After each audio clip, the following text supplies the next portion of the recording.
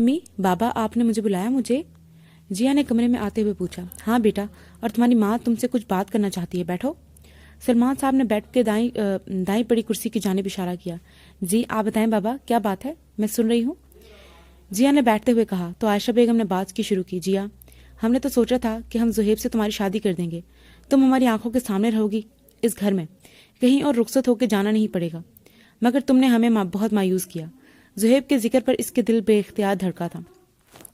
खैर, ये तुम्हारी जिंदगी का अहम फैसला था, तुम्हें हक था कि तुम इनकार करो। अब हम तुम्हारे साथ कोई जबरदस्ती तो नहीं कर सकते ना? तुम इससे शादी नहीं करना चाहती, हमने तुम्हारा ये फैसला मान लिया है। अब जो तुमसे बात करनी है वो तुम्हारे बाबा ही बताएंगे। इन्होंने सलमान साहब की जानिब देखते हुए कहा।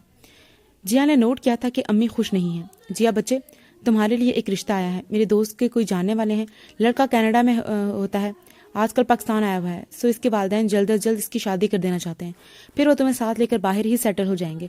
अच्छा लड़का है, पढ़ा लिखा, सुलझा हुआ, अपना कारोबार है, दौलत की कोई कमी नहीं, बस इसकी वालदा की ख्वाहिश थी कि इसकी बहू पाकिस्तान से हो, तभी इसने अपने बेटे को बुलाया है। तुम क्या कहती हो इस रिश्ते के बारे में? सलमान साहब ने बात मुकम्मल करके जिया की राय मांगी, और इसके तो समझ में ही नहीं आ रहा था कि वो क्या कहे, क्या बताए माँ बाप को कि इसको इनका पहले वाला फैसला अब कबूल है।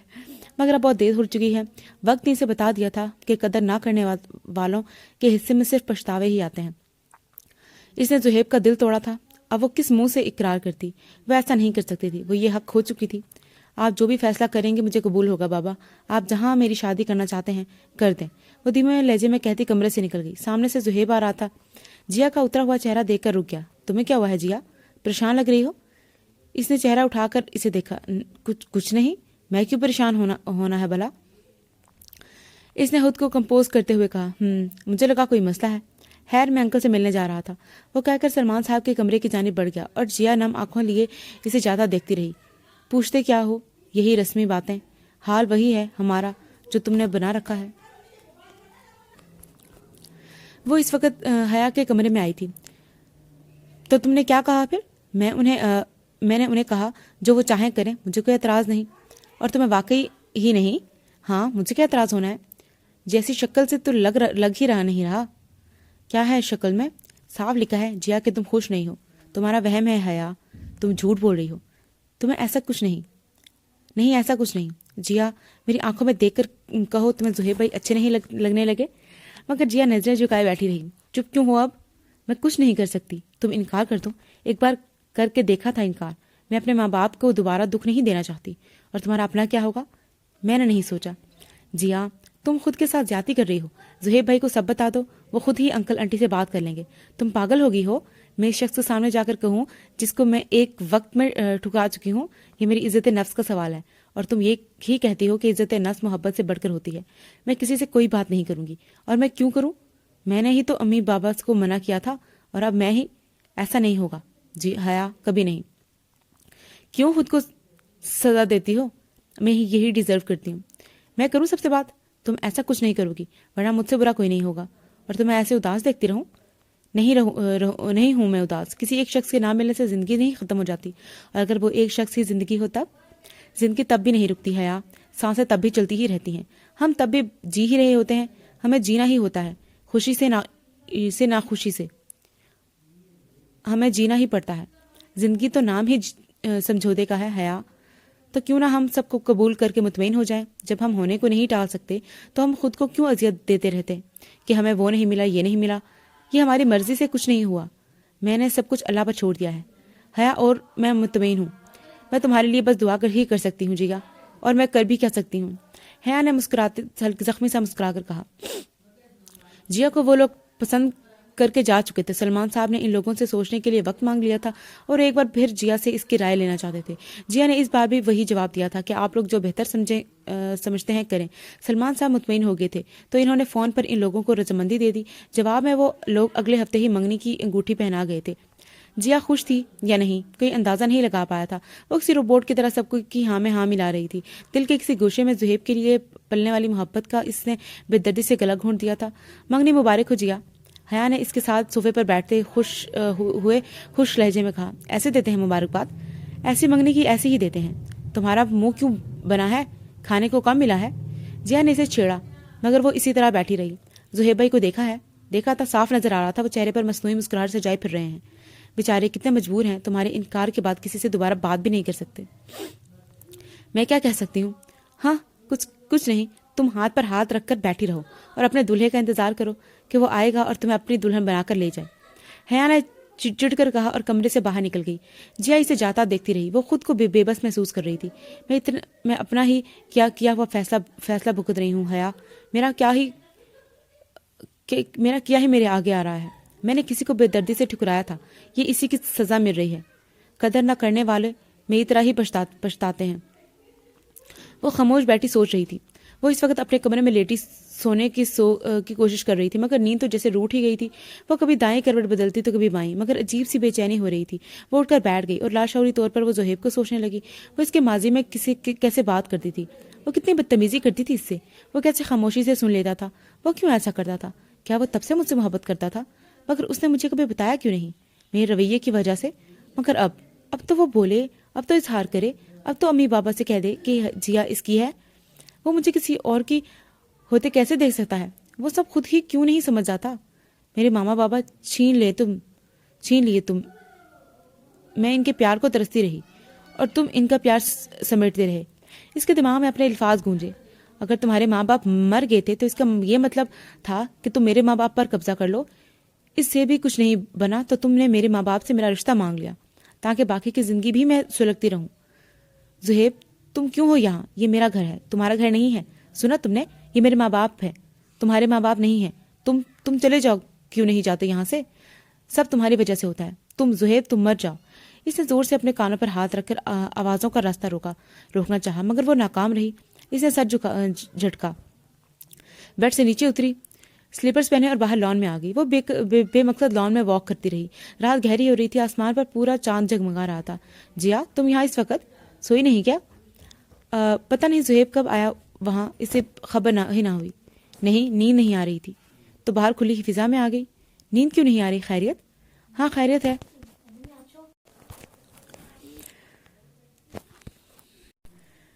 जिया, तुम यहाँ इस वक्त सोई नहीं क्या?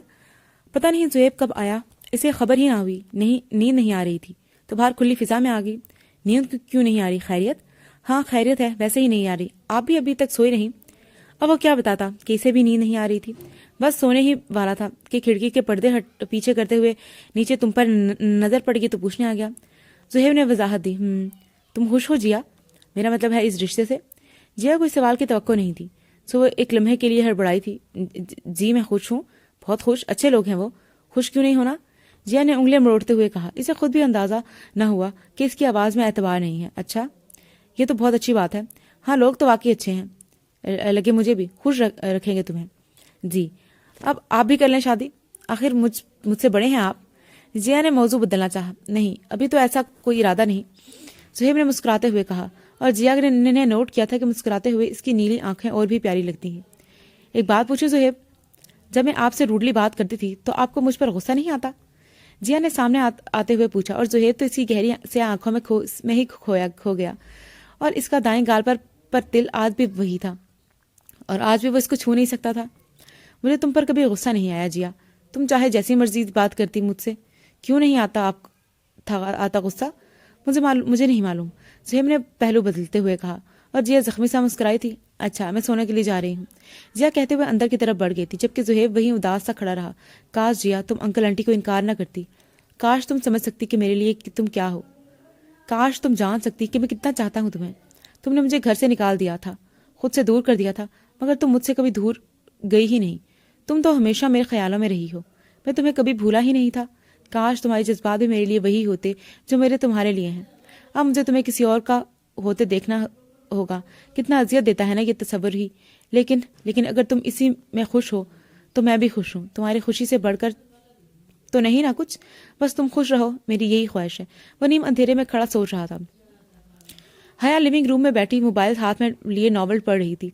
सारे बालों को दाएं कंधे पर डाले, नाक पर ग्लासेस लगाए वो नॉवल में तकरीबन गुम हो गई थी। सलमा बेगम दूसरे सोफे पर बैठी टीवी देख रही थी। बार बार हया पर भी एक नागवार सी नजर डाल लेती, जो मोबाइल पकड़े दुनिया जहान से बेखबर बैठी हुई थी। इसी लम्हे हमजा हाथ में रेड गुलाब लिए अंदर आता है दिखाई दिया, जिसने माँ को देखते ही उंगली पर होंठ रख कर رکھتے ہوئے خاموش رہنے کا اشارہ کیا۔ جواب میں امی اسے حیرت سے دیکھتی رہ گئی۔ وہ گلاب پیچھے کرتا دبے پاؤں حیا کی طرف آیا جو موبائل پر نظریں جھکائے بیٹھی تھی۔ وہ اس کے سامنے آیا، گھٹنوں کے بل بیٹھ کر پھول حیا کی طرف بڑھائے۔ پیاری سی آپی کے لیے پیارے سا گلاب، پیارے سے ہومی کی طرف سے۔ وہ چھوٹے چھوٹے ہاتھ آگے کیے کہہ رہا تھا۔ حیا نے فوراً موبائل پیچھے کیا، خوشگوار حیرت سے حمزہ کو دیکھا۔ ہائے میں صدقے جاؤں اس پیارے سے ہیمی پر۔ حیا نے اس کے ہاتھ سے پھول لیتے ہوئے کہا اور اسے گود میں بٹھایا۔ آپ ہی قربان اپنے بیٹے پر، اللہ تمہیں ہمیشہ خوش رکھے، ڈھیروں کامیابی نصیب ہو، پڑھ لکھ کے اچھے آدمی بن کر مجھ سے ملو، خوشیوں سے کھیلو، کوئی غم نہ ملے تمہیں، تمہارے سارے غم میرے نصیب میں لکھ دی جائیں، اللہ میرے بچے کی ہمیشہ حفاظت کرے۔ وہ دعائیں دیتی، بار بار اسی ساتھ لگاتی، ماتھے پر بوسہ دیتی، ننے ہاتھ آنکھوں سے لگاتی۔ سلمہ بیگم مسکراتے ہوئے یہ منظر دیکھ رہی تھی۔ کوئی اور بھی یہاں بیٹھا ہوا تھا مگر ان بہن بھائیوں کے ایک دوسرے کے سوا کچھ نظر نہیں آتا بھلا۔ سلمہ بیگم نے مصنوعی ناراضگی سے کہا، جبکہ جیا مسکراتے ہوئے اٹھی، حمزہ کو اٹھا کر ان کی گود میں دیا اور خود ماں کے کندھے پر سر رکھ کر بیٹھ گئی۔ اب تو ہم دونوں کی جنت ہیں امی، آپ کو ہم کب فراموش کر سکتے ہیں؟ حیا نے عقیدت سے کہا۔ امی نے اس کے سر پر بوسہ دیا اور دل ہی دل میں اپنی بیٹی کے اچھے نصیب کی دعا مانگی۔ وہ لوگ شادی کی تاریخ دے گئے تھے، انہیں شادی کی جلدی تھی، سو اگلے مہینے کی ہی شادی ہونا طے پائی تھی۔ حیا اسے وقتاً فوقتاً جلی کٹی سناتی رہتی تھی۔ وہ خوش نہیں تھی، جیا خاموشی سے سب سنتی رہتی۔ خوش تو وہ بھی نہیں تھی مگر وہ سب قبول کر چکی تھی۔ گھر میں شادی کی تیاری شروع ہو چکی تھی، بازار کے چکر لگ رہے تھے۔ جیا بے دلی سے ماں کے ساتھ لگی رہتی، وہ جیا کی پسند ناپسند پوچھتی تھی، وہ جو آپ کو اچھا لگے کہہ کر سب ماں پر چھوڑ دیتی تھی۔ حیا جیا کے ساتھ شاپنگ پر نہیں جاتی تھی، بس وہ آتی اور منہ پھلاتے ساری چیزیں دیکھتی رہتی۔ جیا کو صبح سے ہی بخار تھا، اس نے کسی کو بتایا بھی نہیں تھا، وہ اٹھی نہیں تھی۔ 2-3 دفعہ امی اوپر اٹھانے بھی آ گئی تھی مگر اس نے تھوڑی دیر میں اٹھتی ہوں کہہ کر امی کو بھیج دیا تھا۔ اب دوپہر کا وقت تھا جب اس کی آنکھ کھلی، سارا بدن درد سے ٹوٹ رہا تھا۔ وہ بمشکل اٹھی، سلیپرز پہنے اور باتھ روم کی طرف بڑھ گئی۔ فریش ہونے کے بعد وہ نیچے آئی تھی جب اسے زور کا چکر آیا اور سیڑھیوں کے سہارا لے کر نیچے بیٹھ گئی۔ آنکھیں بند کیے وہ خود کو نارمل کرنے کی کوشش کر رہی تھی۔ جیا کیا ہوا تمہیں؟ سہیب بھاگتا ہوا سیڑھیاں چڑھ کر اس کے پاس آیا جس کا رنگ زرد پڑ چکا تھا۔ جیا آنکھیں کھولے، کیا ہوا جیا؟ جیا نے بمشکل آنکھیں کھولی۔ میری طبیعت نہیں ٹھیک، اس نے ڈکتے ہوئے کہا۔ وہ بول نہیں پا رہی تھی۔ اچھا چلو نیچے، میں تمہیں ڈاکٹر کے پاس لے کر جاتا ہوں۔ زہیب جیا کو سہارا دے کر گاڑی تک لے گیا۔ گاڑی کا دروازہ کھول کر اسے اندر بٹھایا اور خود بھی بھاگ کر کمرے سے چابی لینے چلا گیا۔ وہ نیچے آیا تو عائشہ بیگم جو ابھی اپنے کمرے سے نکلی تھی، زہیب کی جلدی سیڑھیاں اترتا دیکھ کر پریشانی سے پوچھ کر کہا، کہاں جا رہے ہو؟ خیریت؟ زہیب انہیں بتا کر فوراً باہر آ گیا۔ اسے بخار تھا تبھی نہیں اٹھی صبح سے، پاگل بتا تو دیتی، چپ کر کے سوتی رہی، میں بھی دھیان نہیں دیا، صبح سے کچھ کھایا بھی نہیں میری بچی نے۔ عائشہ بیگم پریشانی سے سوچ رہی تھی۔ ڈاکٹر سے چیک اپ کے بعد وہ لوگ واپس آ رہے تھے۔ ڈاکٹر نے اسے میڈیسن لکھ کر دے دی تھی۔ تیز بخار اور بھوکا رہنے کی وجہ سے اسے چکر آیا تھا۔ زہیب ڈرائیو کر رہا تھا اور وہ خاموش سی سیٹ سے ٹیک لگائے بیٹھی تھی۔ جیا میں ذرا میڈیکل سٹور سے میڈیسن لے کر آتا ہوں، ساتھ میں تمہارے لیے کچھ کھانے کو بھی لے کر آؤں گا، بہت کمزور لگ رہی ہو۔ جیا نے ہلکے سے اس بات میں سر ہلایا اور بولی کچھ نہیں۔ زہیب نے گاڑی روکی اور باہر نکل گیا۔ جیا ویسے ہی خاموشی سے بیٹھی رہی۔ ابھی کچھ دیر ہی گزری تھی زہیب کو گئے ہوئے کہ جیا کی طرف والا دروازہ اچانک کھلا۔ اس سے پہلے کہ وہ کچھ سمجھتی کسی مرد نے اس کے بازو پکڑ کر زور سے باہر کی طرف کھینچا۔ چھوڑو مجھے، کون ہو تم؟ چھوڑو پلیز زہیب کہاں ہو تم؟ وہ زور زور سے بول رہی تھی، خود کو چھڑوانے کی کوشش کی تھی مگر 2 ہٹے کٹے مرد اسے مضبوطی سے تھامے اپنی وین کی طرف لے جا رہے تھے۔ وہ نازک سی لڑکی ان مردوں کے سامنے کچھ بھی نہیں تھی۔ اسی پل زہیب آتا دکھائی۔ یہ سامنے والی صورتحال دیکھ کر اس کے ہاتھوں سے سامان گر گیا اور وہ بھاگتا ہوا جیا کو چھڑوانے کے لیے آگے بڑھا۔ کون ہو تم لوگ؟ چھوڑو اسے، میں کہتا ہوں چھوڑو اسے۔ زہیب جیا کی طرف بڑھا تو ان میں سے ایک نے گولی چلا دی اور وہ اس کے کندھے پر جا لگی مگر وہ رکا نہیں۔ وہ پھر آگے بڑھا۔ بے غیرت انسان، تم لوگوں کو جو چاہیے مجھے بتاؤ، اسے چھوڑ دو اسے۔ مگر زہیب کی بات مکمل نہیں ہو پائی تھی کہ انہوں نے دوبارہ گولی چلائی۔ 1 2 3 4 گولیاں، اوہ اتنی زیادہ گولیاں۔ وہ زمین پر گرتا چلا گیا۔ آخری منظر جو اس کی آنکھوں نے دیکھا، وہ لوگ جیا کو لے کر جا رہے تھے اور جیا اسے دیکھتے ہوئے کچھ بول رہی تھی۔ ان نظروں میں کیا نہیں تھا؟ فریاد، بچا لینے کی آس، آخری امید، آخری سہارا، جیسے وہی اسے وقت بچا سکتا ہے، جیسے ابھی جیا کو اس کی بہت ضرورت تھی۔ مگر زہیب آج بے بس تھا، وہ اس کے لیے کچھ نہ کر سکا تھا۔ ایک دم سارا منظر غائب ہو گیا، ہر طرف اندھیرا چھا گیا، اس کی آنکھیں بند ہوتی چلی گئی۔ زہیب مت مارو اسے خدا کے لیے، زہیب وہ جیا پوری قوت سے چلائی تھی۔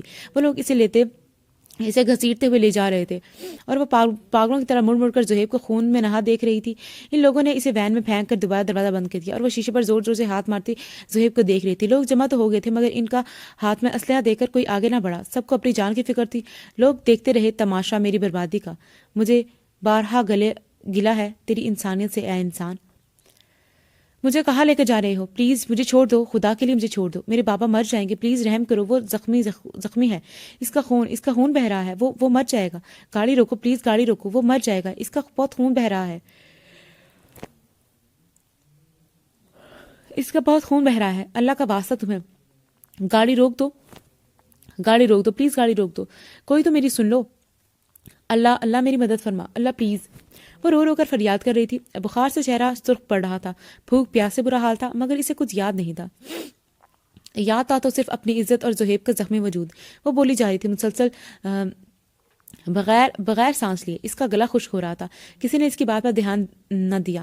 وہ 4 لوگ تھے، وہ دو آگے اور 2 جیا کے سامنے والی سیٹ پر بیٹھے موبائل سے مصروف تھے۔ ان میں سے ایک نے ناگوار سے اسے دیکھا، جیسے رومال نکالا، جیا کی ناک پر رکھا اور وہ ہوش سے بیگانہ ہوتی چلی گئی۔ اسے کچھ سنائی نہیں دے رہا تھا، ہر طرف خاموشی تھی، گہری خاموشی، موت کسی خاموشی، جان لینے والی خاموشی، طوفان کے بعد والی خاموشی۔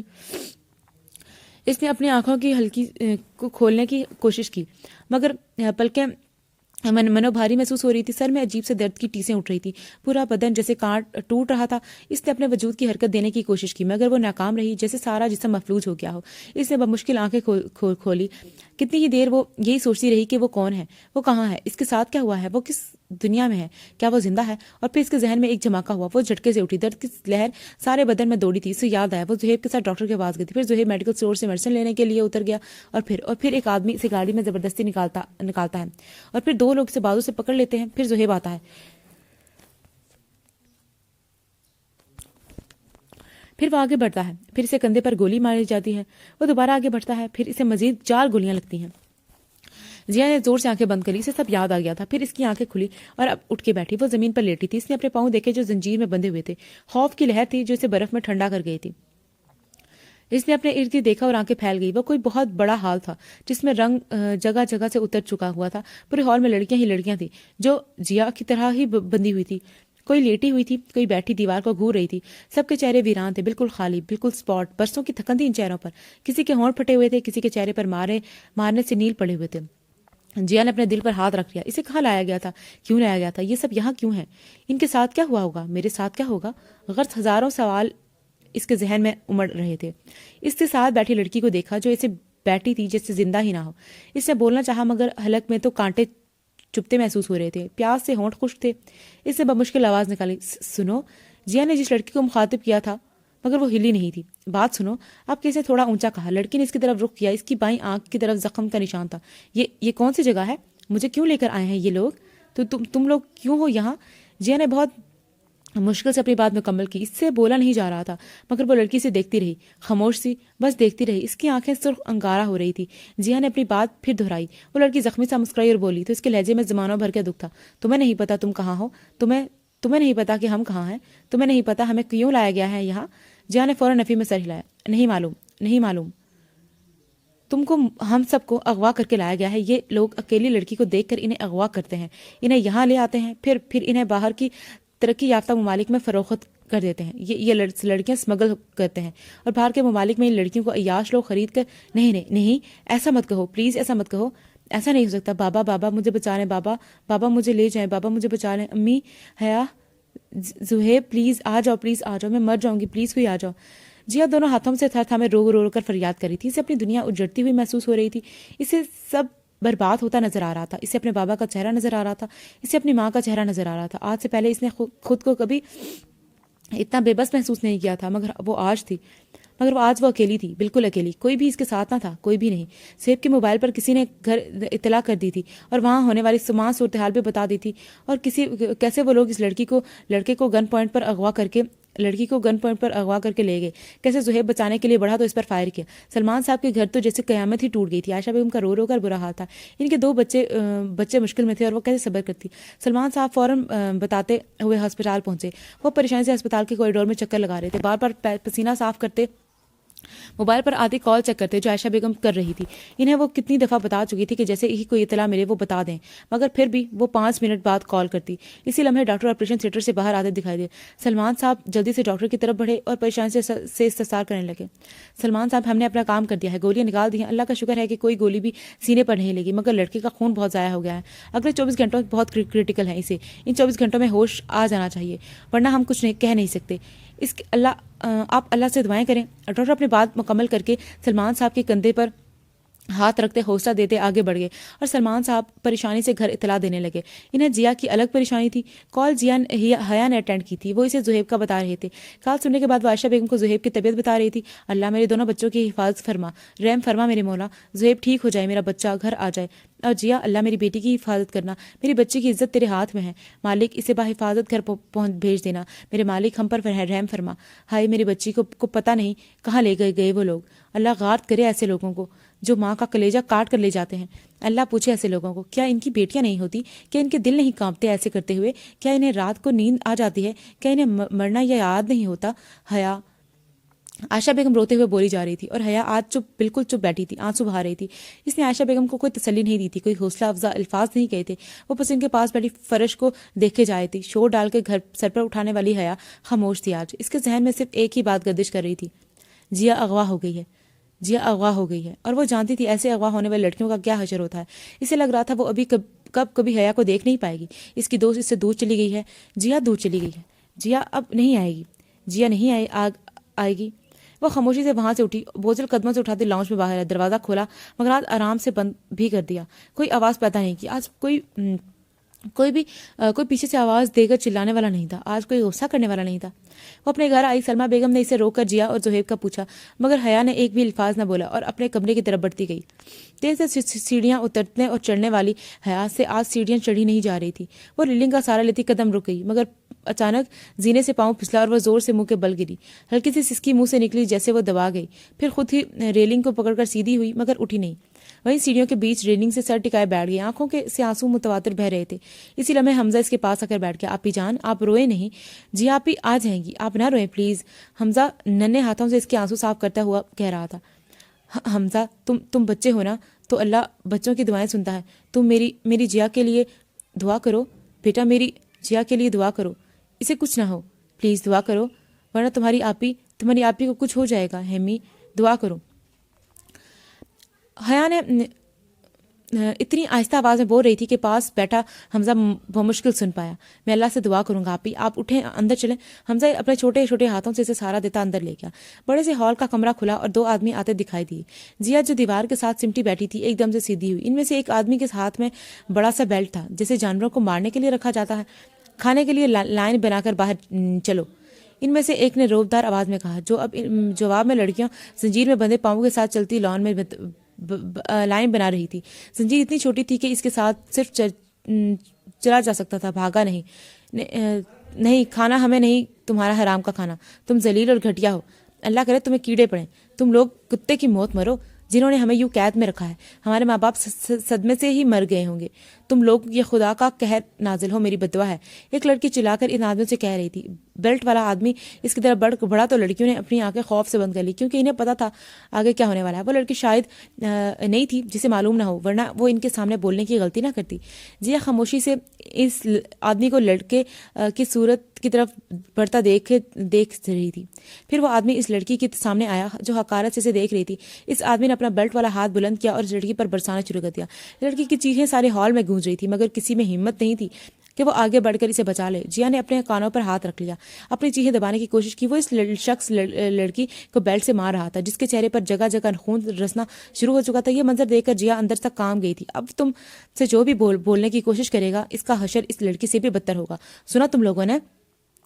جب وہ مار کر تھک گیا تو اس نے سب کو بلند آواز میں مخاطب کر کے کہا. 2 دن تک تمہیں نہ کچھ کھانے کو ملے گا نہ پینے کو. بھوکی پیاسی رہو گی پھر تمہیں اندازہ ہوگا. بکواس کرنے کی ضرورت نہیں کرو گی. اس نے لڑکی کو غصے سے کہا اور باقی لڑکیوں کی لائن بنا کے طرف کے باہر لے جانے لگا. جیا بھی کانپتے وجود کے ساتھ لائن کی طرف بڑھ گئی. امی بابا ارسل سمن زہیب حیا اسے سب لوگ شدت سے یاد آ رہے تھے. آج اس کے پاس ان میں سے کوئی نہیں تھا. وہ بار بار بے دردی سے آنکھیں صاف کرتی. باہر لا کر انہیں فرش پر بٹھایا گیا تھا. ان کے آگے ایک پیالی سالن کے لیے ایک گلاس رکھا گیا تھا. 3 آدمی باری باری سب کے پاس آتے ایک سالن ڈالتا دوسرے ہاتھ میں روٹی دیتا اور تیسرا گلاس میں پانی ڈالتا. بیلٹ والا شخص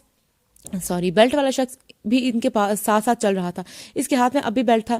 جیا نے کھانے کو دیکھا، سالن کیا تھا، کوئی پتلا سا شوربہ تھا، کس چیز کا یہ بھی اندازہ نہ لگا سکا۔ گھر میں بنی ماں کے کھانے سے یاد آ رہے تھے، بڑی بڑی گہری سیاہ آنکھیں پانی سے لبریز تھی۔ اس نے کانپتے ہاتھوں سے نوالا لیا اور اس نے جانا کہ آج سے پہلے اتنا بدذائقہ کھانا اسے زندگی میں نہیں کھایا۔ وہ کمرے کی لائٹ آف کیے بیڈ پر ٹیک لگائے بیٹھی ہوئی تھی، آنکھیں رونے کی وجہ سے سوجی ہوئی تھی۔ کہاں چلی گئی ہو جیا؟ ہم کہاں تلاش کریں گے تمہیں؟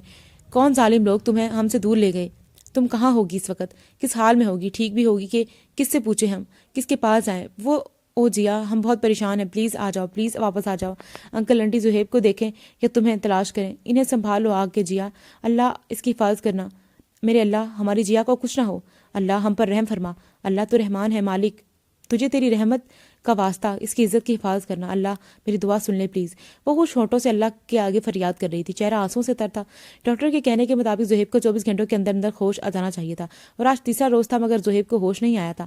عائشہ بیگم نوافل پہ نوافل ادا کر رہی تھی، وہ اللہ سے اپنے دونوں بچوں کی زندگی کی بھیک مانگ رہی تھی۔ سلمان بس چپ ہو گئے تھے، وہ اندر ہی اندر ختم ہوتے جا رہے تھے۔ وہ پولیس میں رپورٹ درج کروانا چاہتے تھے، مگر عائشہ بیگم نے انہیں یہ کہہ کر منع کر دیا تھا کہ تھوڑا انتظار کر لیں، ہو سکتا ہے وہ لوگ تاوان کے لیے فون کر لیں، پولیس کو بتا کر ہم اپنی زندگی خطرے میں نہیں ڈال سکتے۔ سلمان صاحب عائشہ بیگم کی بات سمجھ گئے تھے، سو وہ ان لوگوں کو فون کر کے انتظار کر رہے تھے، ان لوگوں کے فون کا انتظار کر رہے تھے، یہ جانے بغیر کہ وہ انہیں کبھی فون نہیں کریں گے۔ وہ اس وقت زہیب کے پاس بیٹھی چیئر پر بیٹھی تھی۔ حیا سلمان صاحب کے ساتھ ضد کر کے آئی تھی، ورنہ اس کی طبیعت نہیں ٹھیک تھی اور امی بھی جانے نہیں دینا چاہتی تھی، مگر اس نے بات ہی کب سنی تھی؟ زہیب بھائی کب تک سوئے رہیں گے آپ، اور کتنا سونا ہے آپ کو کیا لگتا ہے یہ سونے کا وقت ہے؟ کیا واقعی سونے کا وقت ہے؟ آپ کو نہیں لگتا کہ یہ آپ کے اٹھنے کا وقت ہے؟ آپ اتنے سیلفش کیسے ہو سکتے ہیں کہ سب لوگ اتنی تکلیف سے گزر رہے ہیں اور آپ یہاں بستر پر لیٹے ہوئے ہیں؟ زہیب بھائی آپ اٹھ جائیں اب، اگر آپ نہیں اٹھیں گے تو جیا کو کون تلاش کرے گا؟ سلمان انکل وہ بوڑھے انسان اکیلے کیا کریں گے؟ وہ آپ کو دیکھے یا جیا کو فکر کریں، انہیں آپ کے سہارے کی اس وقت سخت ضرورت ہے بھائی، ہمیں آپ کی ضرورت ہے بھائی، جیا کو اس وقت آپ کی ضرورت ہے بھائی، اسے کہیں سے تلاش کر کے لے آئیں، اسے ڈھونڈ لیں بھائی، ورنہ ہم کبھی خوش نہیں رہ سکیں گے۔ جیا ہماری مسکراہٹ، ہماری خوشیاں، ہمارا سب کچھ ساتھ لے کر گئی ہے، اسے واپس لے آئیں بھائی، آپ بھی تو اس سے محبت کرتے ہیں نا، اپنی محبت کو بچا لیں بھائی، اسے بچا لیں، ہوش میں آئیں پلیز، اتنے دن ہو گئے ہیں، اب تو اٹھ جائیں زہیب بھائی۔ حیا نظر جھکائے ہوئے بولی جا رہی تھی، جب اس نے زہیب کے ہاتھ میں جنبش دیکھی، اس نے فوراً نظریں اٹھا کر دیکھی اور وہ اپنے آنسوں میں بھی مسکرا دی تھی۔ زہیب آنکھیں کھولنے کی کوشش کر رہا تھا۔ انکل انٹی زہیب بھائی کو ہوش آ گیا ہے، وہ کہتے ہوئے باہر عائشہ بیگم اور سلمان صاحب کو بتانے کے لیے دوڑی تھی۔ وہ کوئی آدھی رات کا وقت تھا، تمام لڑکیوں کی طرح جیا بھی فرش پر لیٹی ہوئی تھی، وہاں بستر کے نام پر بس یہی فرش ہی تھا۔ جیا کو بے خار اتنا نرم و ملائم بستر یاد آیا تھا۔ انسان کو کوئی بھی نعمت تب بھی یاد آتی ہے جب وہ اس کے ساتھ پاس نہیں رہتی۔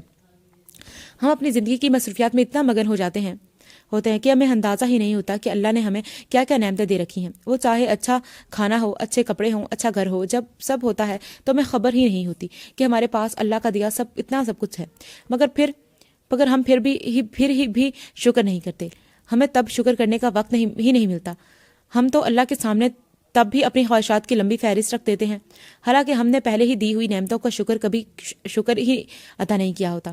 اور جیا کو بھی ابھی اپنی آرام دہ زندگی یاد آ رہی تھی۔ کیا نہیں تھا اس کی زندگی کے پاس؟ اچھا گھر، اچھا رزق، اچھا لباس، ماں باپ، بہن بھائی، دوست، سب کچھ تو اس کے پاس تھا، مگر کیا اس نے کبھی ان چیزوں کے لیے اللہ کا شکر ادا کیا تھا؟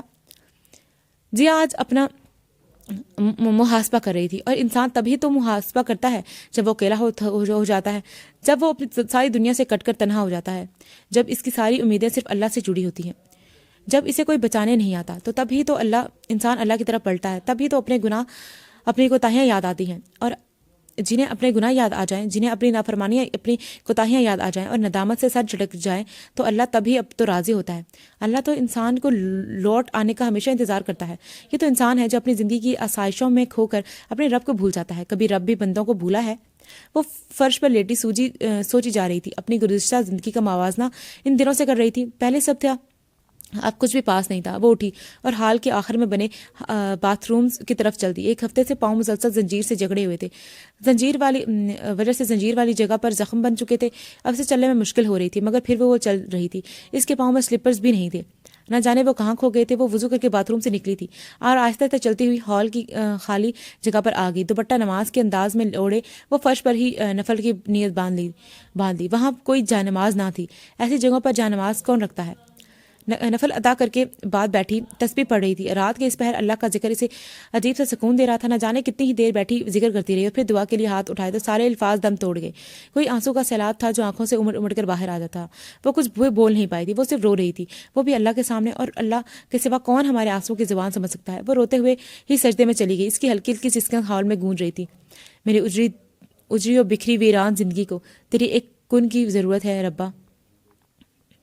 زہیب کو ڈسچارج ہوتے ہوئے ایک ہفتہ ہو چکا تھا, لیکن ابھی اس کے زخم مکمل طور پر مندمل نہیں ہوئے تھے. اس کا علاج ابھی جاری تھا. زہیب نے بھی سلمان صاحب کی پوری طرح پولیس میں رپورٹ درج کروانے کو کہا.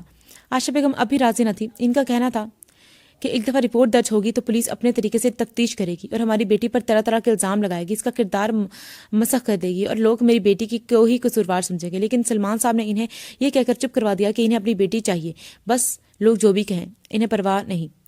سو انہوں نے بھی رپورٹ کروا دی. جیا کو اغوا ہوئے 15 دن گزر چکے تھے مگر پولیس کو کچھ معلوم نہ ہو سکا تھا. عائشہ بیگم, سلمان صاحب, زہیب, حیا سب کی نیندیں اڑی ہوئی تھی مگر جیا کا کچھ پتہ نہ چل رہا تھا. حیا روز جیا کے گھر آتی مگر سب نے دیکھا کہ اب وہ دروازہ اتنی خاموشی سے کھولتی تھی کہ کسی کو معلوم بھی نہ ہوتا تھا کہ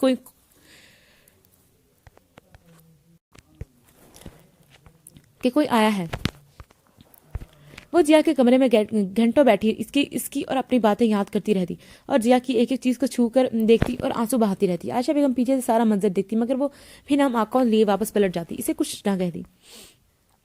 ہال کا دروازہ کھلا اور 3 لوگ اندر داخل ہوئے. ان میں سے ایک نے دوسرے کے کان میں کوئی سرگوشی کی اور وہ سر ہلا کر آگے بڑھا. بیلٹ ہاتھ میں لیے آج بھی وہ آدمی ان کے پاس ساتھ تھا. وہ چند ایک لڑکیوں کو الگ کر کے ایک طرف کھڑا کرنے لگا. جیا خوف سے خود میں ہی سمٹی جا رہی تھی. وہ ان 15 لڑکیوں کو لائن بنا کے ساتھ لے گئے. رابی, یہ انہیں کیوں لے گئے ہیں؟ اس نے ساتھ لڑکی سے پوچھا جس کا نام رابی تھا. یہ وہی لڑکی تھی جس سے جیا نے پہلے دن بات کی تھی. وہ انہیں لے گئے ہیں جیا, وہ اب کبھی واپس نہیں آئیں گی. وہ انہیں باہر سپلائی کرنے کے لیے لے گئے ہیں. وہ انہیں اب آگے بھیج دیں گے. جیا, ایک دن یہ لوگ ہمیں بھی لے جائیں گے. جیا نے منہ پر ہاتھ رکھ کر اپنی چیخ دبائی. نہیں, ایسا نہیں ہو سکتا. میں مت جاؤں گی. مجھے اپنے گھر جانا ہے, مجھے اپنے پاس جانا ہے. جیا بار بار ایک ہی بات کہی جا رہی تھی اور رابی اسے دکھ سے دیکھ رہی تھی. جیا, ہم اپنے گھر کبھی نہیں جا سکتے. ہم اپنوں سے کبھی نہیں مل سکیں گے. ہم یہاں سے نہیں نکل سکتے. یہاں انہوں نے ہمارے جانے کے لیے کوئی راستہ نہیں چھوڑا اور ہمیں تو یہ بھی نہیں معلوم کہ ہم کہاں ہیں. یہ کون سی جگہ ہے, ہمیں کچھ بھی نہیں پتا. مجھے میرے گھر والے یاد آتے ہیں. میں ان کے بغیر نہیں رہ سکتی. امی, بابا, سمن, ارسل, زہیب اور حیا, مجھے سب بہت یاد آتے ہیں. مجھے سب کے پاس جانا ہے. میرے بابا ہارٹ پیشنٹ ہیں, کہیں انہیں کچھ نہ ہو جائے. اور زہیب, پتہ نہیں وہ زندہ بھی ہوگا کہ نہیں. اسے بہت گولیاں ماری تھیں ان ظالموں نے. اگر وہ مر گیا تو اللہ نہیں, پلیز حوصلہ رکھو جیا. تمہارے رونے سے کچھ نہیں ہوگا. ہمارے اپنوں کو ہماری طرف سے جدائی برداشت کرنی ہوگی. تم کب سے ہو یہاں؟ جیا نے اپنے آنسو صاف کرتے ہوئے پوچھا. تمہارے آنے سے 5 دن پہلے ہی مجھے اغوا کر کے لایا گیا ہے. میں اپنے 5 سالہ بیٹے کے لیے اسکول یونیفارم لینے آئی تھی. میں اپنے بیٹے کو اسکول داخل کروانا تھا اگلے دن. میرا بلال بہت خوش تھا, وہ صبح اسکول جائے گا. مگر ان ظالموں نے مجھے میرے بیٹے سے دور کر دیا, مجھے میرے شوہر سے دور کر دیا. میرے معصوم سا بچہ کیسے رہتا ہوگا میرے بغیر؟ مجھے بھی ان کی یاد آتی ہے جیا. میرے دل میں بھی آگ لگ گئی ہے. مجھے رات کو نیند نہیں آتی جیا. مجھے میرے بیٹے کی آوازیں سنائی دیتی ہیں مگر میں صرف اللہ سے دعا کر سکتی ہوں.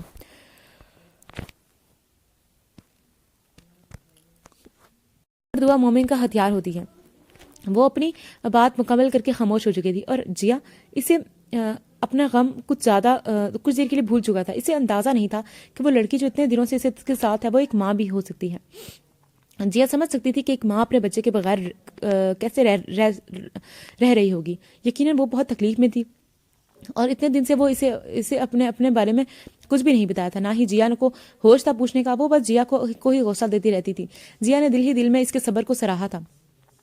حیا, کب سے لیٹی ہو یہاں صوفے پر؟ بیٹا اندر کمرے میں جا کر لیٹ جاؤ.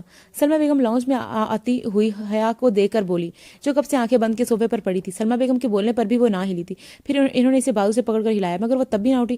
حیا کیا ہوا؟ اٹھ کیوں نہیں رہی؟ حیا, آنکھیں کھولو بیٹا. ارے امن بیا, کہاں ہو؟ پانی لاؤ بہن کے لیے. سلمہ بیگم حیا کو اٹھانے کی کوشش کر رہی تھی. انہیں پتا تھا کہ اسے بخار ہے. وہ یہی سمجھ رہی تھی کہ وہ میڈیسن لے کے زیر اثر سو رہی ہے مگر وہ تو پتہ نہیں کب سے کہ بے ہوش پڑی تھی. اور فاروق صاحب بھی آفس میں تھے ابھی. امی نے اس کے منہ پر پانی کے چمیٹے مارے تو اس کے وجود میں ہلکی سی حرکت ہوئی اور اس نے آنکھیں کھولنے کی کوشش کی. امی کی سانس میں سانس آئی. بیا جا, میرا فون لا دے مجھے, میں زہیب کو کال کروں, وہ گھر پر ہی ہوتا ہے, جلدی جاؤ. بیا نے ماں کو موبائل لا کر دیا تو انہوں نے زہیب کو کال کر کے کہا کہ وہ حیا کو ہسپتال لے کر جائے، ان میں ان کی مدد کرے۔ زہیب 2 منٹ میں ہی گاڑی باہر لے کر آیا۔ حمزہ پریشان سا حیا کے ہاتھ تھامے کھڑا تھا۔ کچھ نہیں ہوا مجھے بچے، تم پریشان کیوں ہوتے ہو؟ تمہاری آپی بالکل ٹھیک ہے۔ اس نے حمزہ کے گال پر ہاتھ لگاتے ہوئے کہا، جو اب بھی وہیں آگے کو جھکا اور حیا کے ماتھے پر بوسہ دیا۔ اتنے میں زہیب بھی آ گیا۔ وہ لوگ حیا کو منع کرنے کے باوجود اسے ہسپتال لے گئے تھے۔ اسے بہت دن سے مسلسل بخار تھا، وہ پین کلر لے لیتی مگر ہاسپٹل نہ جاتی۔ آج سلمہ بیگم نے ان کی ایک نہ سنی تھی۔ فاروق صاحب کے ہسپتال کے آنے کے بعد زہیب گھر آ گیا تھا۔ ڈاکٹر نے حیا کو ایڈمٹ کر لیا تھا۔ اس کا بخار بگڑ کر ٹائیفائڈ کی صورت اختیار کر چکا تھا۔ جیا کو لاپتہ ہوئے 1 مہینہ ہو چکا تھا۔ زہیب اور سلمان صاحب نے اسے تلاش کرنے کی جو کوشش کر سکتے تھے کر لی تھی، مگر انہیں جیا کا کہیں سے پتہ نہیں چلا تھا۔ پولیس بھی ان سے تلاش کرنے میں ناکام ہو رہی تھی۔ اور یہ انہی دنوں کی بات ہے جب جیا کے سسرال والے گھر آئے تھے۔ زہیب، سلمان صاحب اور عائشہ بیگم سب بھی اکٹھے بیٹھے تھے جب لڑکے کی ماں نے بات کو شروع کی۔ دیکھیے بھائی صاحب اور عائشہ بہن، ہم پورے 1 مہینے سے اپنی خاندان والوں کو طرح طرح کی باتیں سن رہے ہیں اور برداشت بھی کر رہے ہیں۔ ارے لوگ باتیں بنا رہے ہیں کہ ان کی ہونے والی بہو شادی سے کچھ دن پہلے ہی غائب ہو گئی ہے۔ بس اب وہ نہیں ہم سن سکتے۔ ہم معذرت کرتے ہیں آپ لوگوں سے۔ آپ کی بیٹی اگر آج واپس آ بھی گئی تو معاف کرنا بھائی صاحب۔ 1 مہینے سے جو لڑکی گھر میں نہیں آئی وہ اس قابل ہوگی کہ ہم اپنے بیٹے کی عزت بنا کر لے جائیں۔ ارے خدا جانے کہ یہ اس کا اپنا ہی منصوبہ ہو کسی کے ساتھ بھاگنے کا، اور نہ جانے کس کے منہ کالا کر۔ مگر زہیب نے ان کی بات مکمل نہ ہونے دی تھی۔ اپنی زبان کو لگام دے میڈم، آپ کیا رشتہ توڑیں گی؟ ہم خود یہ رشتہ توڑتے ہیں۔ آپ اس سے گھٹیا لوگوں کو اپنی لڑکی دینا بھی کون چاہتا ہے جو اپنی بیٹیاں ہونے کے باوجود دوسروں کی بیٹیوں کی کردار کشی کرتے ہیں؟ جیا ایسی نہیں جیسا آپ سمجھتے ہیں، مگر آپ لوگ جیا کے قابل ہیں ہی نہیں۔ جا سکتے ہیں آپ۔ ارے لڑکے، تو بڑا بڑھ چڑھ کر بول رہا ہے۔ اگر اتنا ہی پارسا تھی وہ تو تم نے خود کیوں نہیں کر لی اس سے شادی؟ مگر کیسے کرتے؟ لڑکی میں ہی کوئی عیب ہوگا، تبھی تو شادی کے کچھ روز قبل ہی نہ جانے کس کے ساتھ بھاگ نکلی۔ اگر اب ایک لفظ بھی جیا کے خلاف منہ سے نکالا تو میں آپ کی زبان کاٹ دوں گا۔ سنا آپ نے؟ سنا کہ دوبارہ دہراؤں؟ ابھی اور اسی وقت یہاں سے دفع ہو جائیں، ورنہ میں دھکے دے کر نکال دوں گا آپ کو۔ چلے جائیں یہاں سے۔ زہیب غصے سے دھاڑا تھا۔ سلمان صاحب اور عائشہ بیگم نے آج سے پہلے زہیب کو کبھی اتنا اونچا بولتے نہ دیکھا تھا۔ وہ حیرانی سے کھڑے ساری صورتحال کو دیکھ رہے تھے۔ وہ لوگ جا چکے تھے اور زہیب کھڑا گہرے گہرے سانس لے رہا تھا۔ اس کی آنکھوں میں خون اتر رہا تھا، اس کا چہرہ ضب سے سرخ ہو رہا تھا۔ عائشہ بیگم نے اسے پانی لا کر دیا مگر اس نے نہیں پیا اور باہر نکل گیا۔ وہ سڑک پر بے مقصد گاڑی دہرا رہا تھا۔ اسے جیا کی گمشدگی چین نہیں لینے دے رہی تھی۔ وہ گھوم پھر کر گاڑی وہاں لے کر آیا جہاں سے وہ لوگ جیا کو اس سے چھین کر لے گئے تھے۔ وہ گاڑی سے باہر نکلا اور اسی جگہ کو دیکھنے لگا۔ کہاں کھو گئی ہو جیا؟ تمہیں کہاں سے لاؤں میں؟ کہاں تلاش کروں تمہیں؟ اپنے دل میں کو کیسے سمجھاؤں میں کہاں جاؤں جیا جہاں مجھے سکون مل سکے؟ میرا سارا سکون تم لے گئی ہو۔ کہیں سے واپس آ جاؤ جیا۔ ایک بار تم مجھ سے مل جاؤ، میں ساری دنیا سے چھین کر رکھوں گا تمہیں۔ ایک بار مجھے ان لوگوں کا پتہ چل جائے جو تمہیں لے کر گئے ہیں، میں ان کا وہ حشر کروں گا کوئی دنیا دیکھے گی۔ بس تم مجھے مل جاؤ جیا، مجھے مل جاؤ جیا، آ جاؤ جیا، پلیز آ جاؤ۔ وہ وہیں گھٹنوں کے بل بیٹھے نیچے بیٹھ گیا، سر دونوں ہاتھوں میں لیے وہ کسی دیوانے کی طرح جیا کو پکار رہا تھا مگر کوئی اس کی پکار سننے والا نہیں تھا۔ امی، کیا جیا کبھی واپس نہیں آئے گی؟ حیا ہسپتال کے بستر پر لیٹے چھت کو دیکھتے ہوئے پاس بیٹھی ماں سے پوچھ رہی تھی۔ اللہ نے چاہا تو وہ ضرور واپس آئے گی حیا۔ تم نے اس کے جانے کا روک کیوں لگایا ہوا ہے بیٹا؟ تمہارے ایسے رہنے سے وہ واپس تو نہیں آ جائے گی۔ وہ تب ہی آئے گی جب اللہ پاک کا حکم ہوا۔ میرا دل کرتا ہے تمہیں یہ بستر پر لگے دیکھ کر۔ اپنی حالت دیکھو، صدیوں کی بیمار لگتی ہو بیٹا۔ تمہیں ہم پر رحم نہیں آتا؟ کیوں دکھ دیتی ہو ہمیں؟ کیا جیا ہی تمہارا سب کچھ تھی جو اس کے جانے کے بعد تم سب سے کٹ کر رہ گئی ہو؟ ہم تمہارے کچھ نہیں لگتے؟ تم ہمارے لیے خود کو سنبھال نہیں سکتی؟ ہمارا نہیں تو ہومی کا خیال کر لو۔ وہ بچہ تمہاری ایسی حالت میں دیکھ کر پریشان ہوتا ہے۔ نصیب میں ہوا تو وہ آ جائے گی واپس، اور اگر نہ آئی تو کیا تم اپنی جان دے دو گی اس کے غم میں؟ امی پلیز، اللہ نہ کرے جیا کبھی واپس نہ آئے۔ وہ آئے گی، وہ ضرور آئے گی امی، میرا دل کہتا ہے وہ آئے گی امی۔ میں بہت دعائیں کی ہیں، اللہ میری دعائیں ضرور قبول کرے گا۔ وہ اپنی ہی دھن میں بولی جا رہی تھی اور سلمہ بیگم اسے دکھ سے دیکھ رہی تھی۔ وہ کوئی بہت ہی شاندار قسم کا ڈرائنگ روم تھا۔ چھت پر لائٹوں سے مزید فانوس لٹک رہے تھے مزین۔ جگہ جگہ قیمتی شو پیس رکھے ہوئے تھے۔ فرش پر نرم و ملائم قالین بچھے ہوئے تھے جن کا رنگ گہرا نیلا تھا۔ وہ آنکھوں کو بہت اچھا محسوس ہوتا تھا۔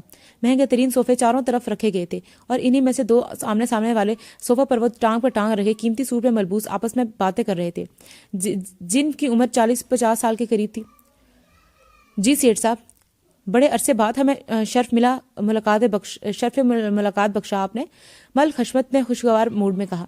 ارے حشمت صاحب، آپ کو تو پتا ہے میں پچھلی 1 مہینے سے ملک سے باہر تھا، وہ کچھ نئے لوگ سے کاروبار بڑھانے کے لیے میٹنگ وغیرہ رکھی ہوئی ہے، میں چاہتا ہوں کہ ہمارا مال مزید ممالک میں بھی جائے۔ بھائی ہم نے بھی تو ترقی کرنی ہے نا، سیٹھ صاحب نے چہرے پر شیطانی مسکراہٹ لیے کہا۔ جواب میں ملک خشتم بھی اس کی طرح مسکرا دیے۔ تو پھر سیٹھ صاحب کیا خدمت کروں میں آپ کی؟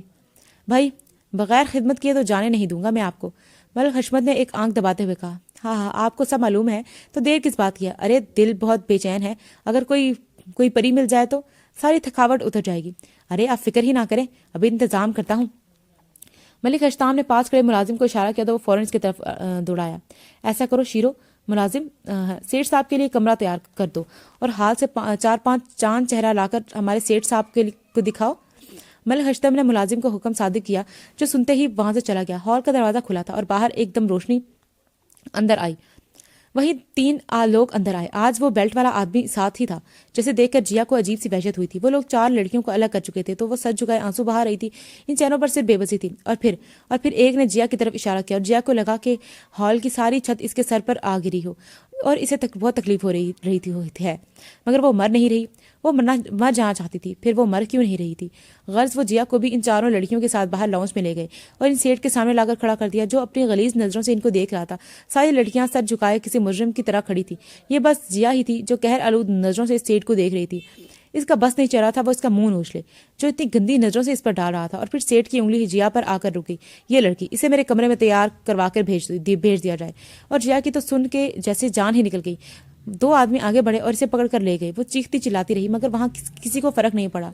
اسے زبردستی تیار کر کے سیٹ کے کمرے میں چھوڑ دیا گیا اور دروازہ باہر سے بند تھا۔ وہ کوئی بہت بڑا بیڈ روم تھا جسے کسی دلہن کی طرح سجایا گیا تھا، یا یوں کہہ لیں حرام کا پیسہ جی بھر کر لگایا گیا تھا۔ وہ سارے کمرے کا جائزہ لیتی بار بار آنسو صاف کر رہی تھی۔ جیا کھڑکیوں کی طرف بڑھی۔ اس نے اونچائی کی طرف کا اندازہ لگایا تو اسے معلوم ہوا کہ وہ بھی اتنی اونچائی سے نیچے اتر سکتی ہے۔ اس کا دماغ تیز سے کام کر رہا تھا۔ اسے اپنے ہر حال میں اپنی عزت بچانے کر یہاں سے نکل جانا تھا۔ ابھی وہ کھڑکیوں کے پاس ہی کھڑی تھی جب دروازہ کھلا اور وہی شخص اندر آتا دکھائی دیا۔ جیا اندر تک کام گئی۔ سیٹھ کمال کہتے ہیں مجھے، تمہارا کیا نام ہے؟ وہ جیا کی طرف آتا ہوا بولا، جبکہ وہ خوف سے پیچھے کو ہٹی۔ مجھے جانے دو، میں ایسی لڑکی نہیں ہوں، پلیز مجھے جانے دو، میں تمہارے آگے ہاتھ جوڑتی ہوں، میرے ساتھ ایسا نہ کرو۔ دیکھو تمہاری بھی تو کوئی بیٹی ہوگی نا، میں بھی تو تمہاری بیٹی کی عمر کی ہوں، رحم کرو مجھ سے، پلیز رحم کرو۔ وہ اس کے آگے ہاتھ جوڑے فریاد کر رہی تھی، واسطے دے رہی تھی، مگر وہ یہ نہیں جانتی تھی کہ جب انسان شیطان کی شکل اختیار کر لیتا ہے تو اسے کسی فریاد، کسی کی التجا کچھ نظر نہیں آتا۔ اسے صرف اپنی نفس کو خوش کرنا ہوتا ہے، چاہے کوئی کتنا ہی بے بس کیوں نہ ہو۔ تمہیں جانے دوں؟ ہاں تمہیں جانے ہی دینا ہوتا تو یہاں لاتا ہی کیوں؟ اور فکر کیوں کرتی ہو؟ ایک رات کی ہی تو بات ہے، کیوں اپنی اتنی پیاری آنکھوں کو رو رو کے مصیبت میں ڈال رہی ہو؟ وہ رکا نہیں۔ جیا قدم قدم پیچھے ہٹ رہی تھی اور وہ اتنا ہی آگے بڑھ رہا تھا۔ میں اس کمرے سے کہاں بھاگ کر جاؤں گی، اس لیے آرام سے میری بات مان لو۔ اچھا، اس کمرے سے کہاں بھاگ کر جاؤ گی، اس لیے آرام سے میری بات مان لو۔ اس طرح پیچھے ہٹنے سے تم بچ نہیں جاؤ گی، تمہیں مجھ سے کوئی نہیں بچا سکتا۔ ہاں۔ وہ مزید آگے بڑھا، یہاں تک کہ جیا پیچھے ہٹتے ہٹتے دیوار سے جا لگی اور سیٹ اس کے بالکل قریب آ کر ایک ہاتھ دیوار سے ٹکا کر جیا کی طرف جھکتا ہوا بولا، اب تو دیوار بھی ختم ہو گئی، اب کہاں تک جانا ہے؟ میں نے کہا نا، تمہیں مجھ سے کوئی نہیں بچا سکتا۔ سالوں سے تیری جیسی کئی آئی اور کئی گئی، مگر سیٹ کمال سے کوئی بچ نہ سکا۔ تم کیا چیز ہو بلا؟ مجھے اللہ ہی کافی ہے، اس کے سوا کوئی معبود نہیں، اسی پر میں بھروسہ کیا اور وہ عرش عظیم کا رب ہے۔ جیا کے ہونٹوں سے بے ساختہ نکلا، ہاں مجھے زبردستی کرنے پر مجبور مت کرو لڑکی۔ ہاں نے پھر سے دہرایا اور سیٹ نے اس کو پکڑ کر جھٹکے سے بیڈ پر پھینکا اور خود کوٹ اتارنے لگ گیا۔ وہ اسی لمحے اسے خیا کی کہی ہوئی بات یاد آئی، نہ جانے اس نے کب کہی تھی۔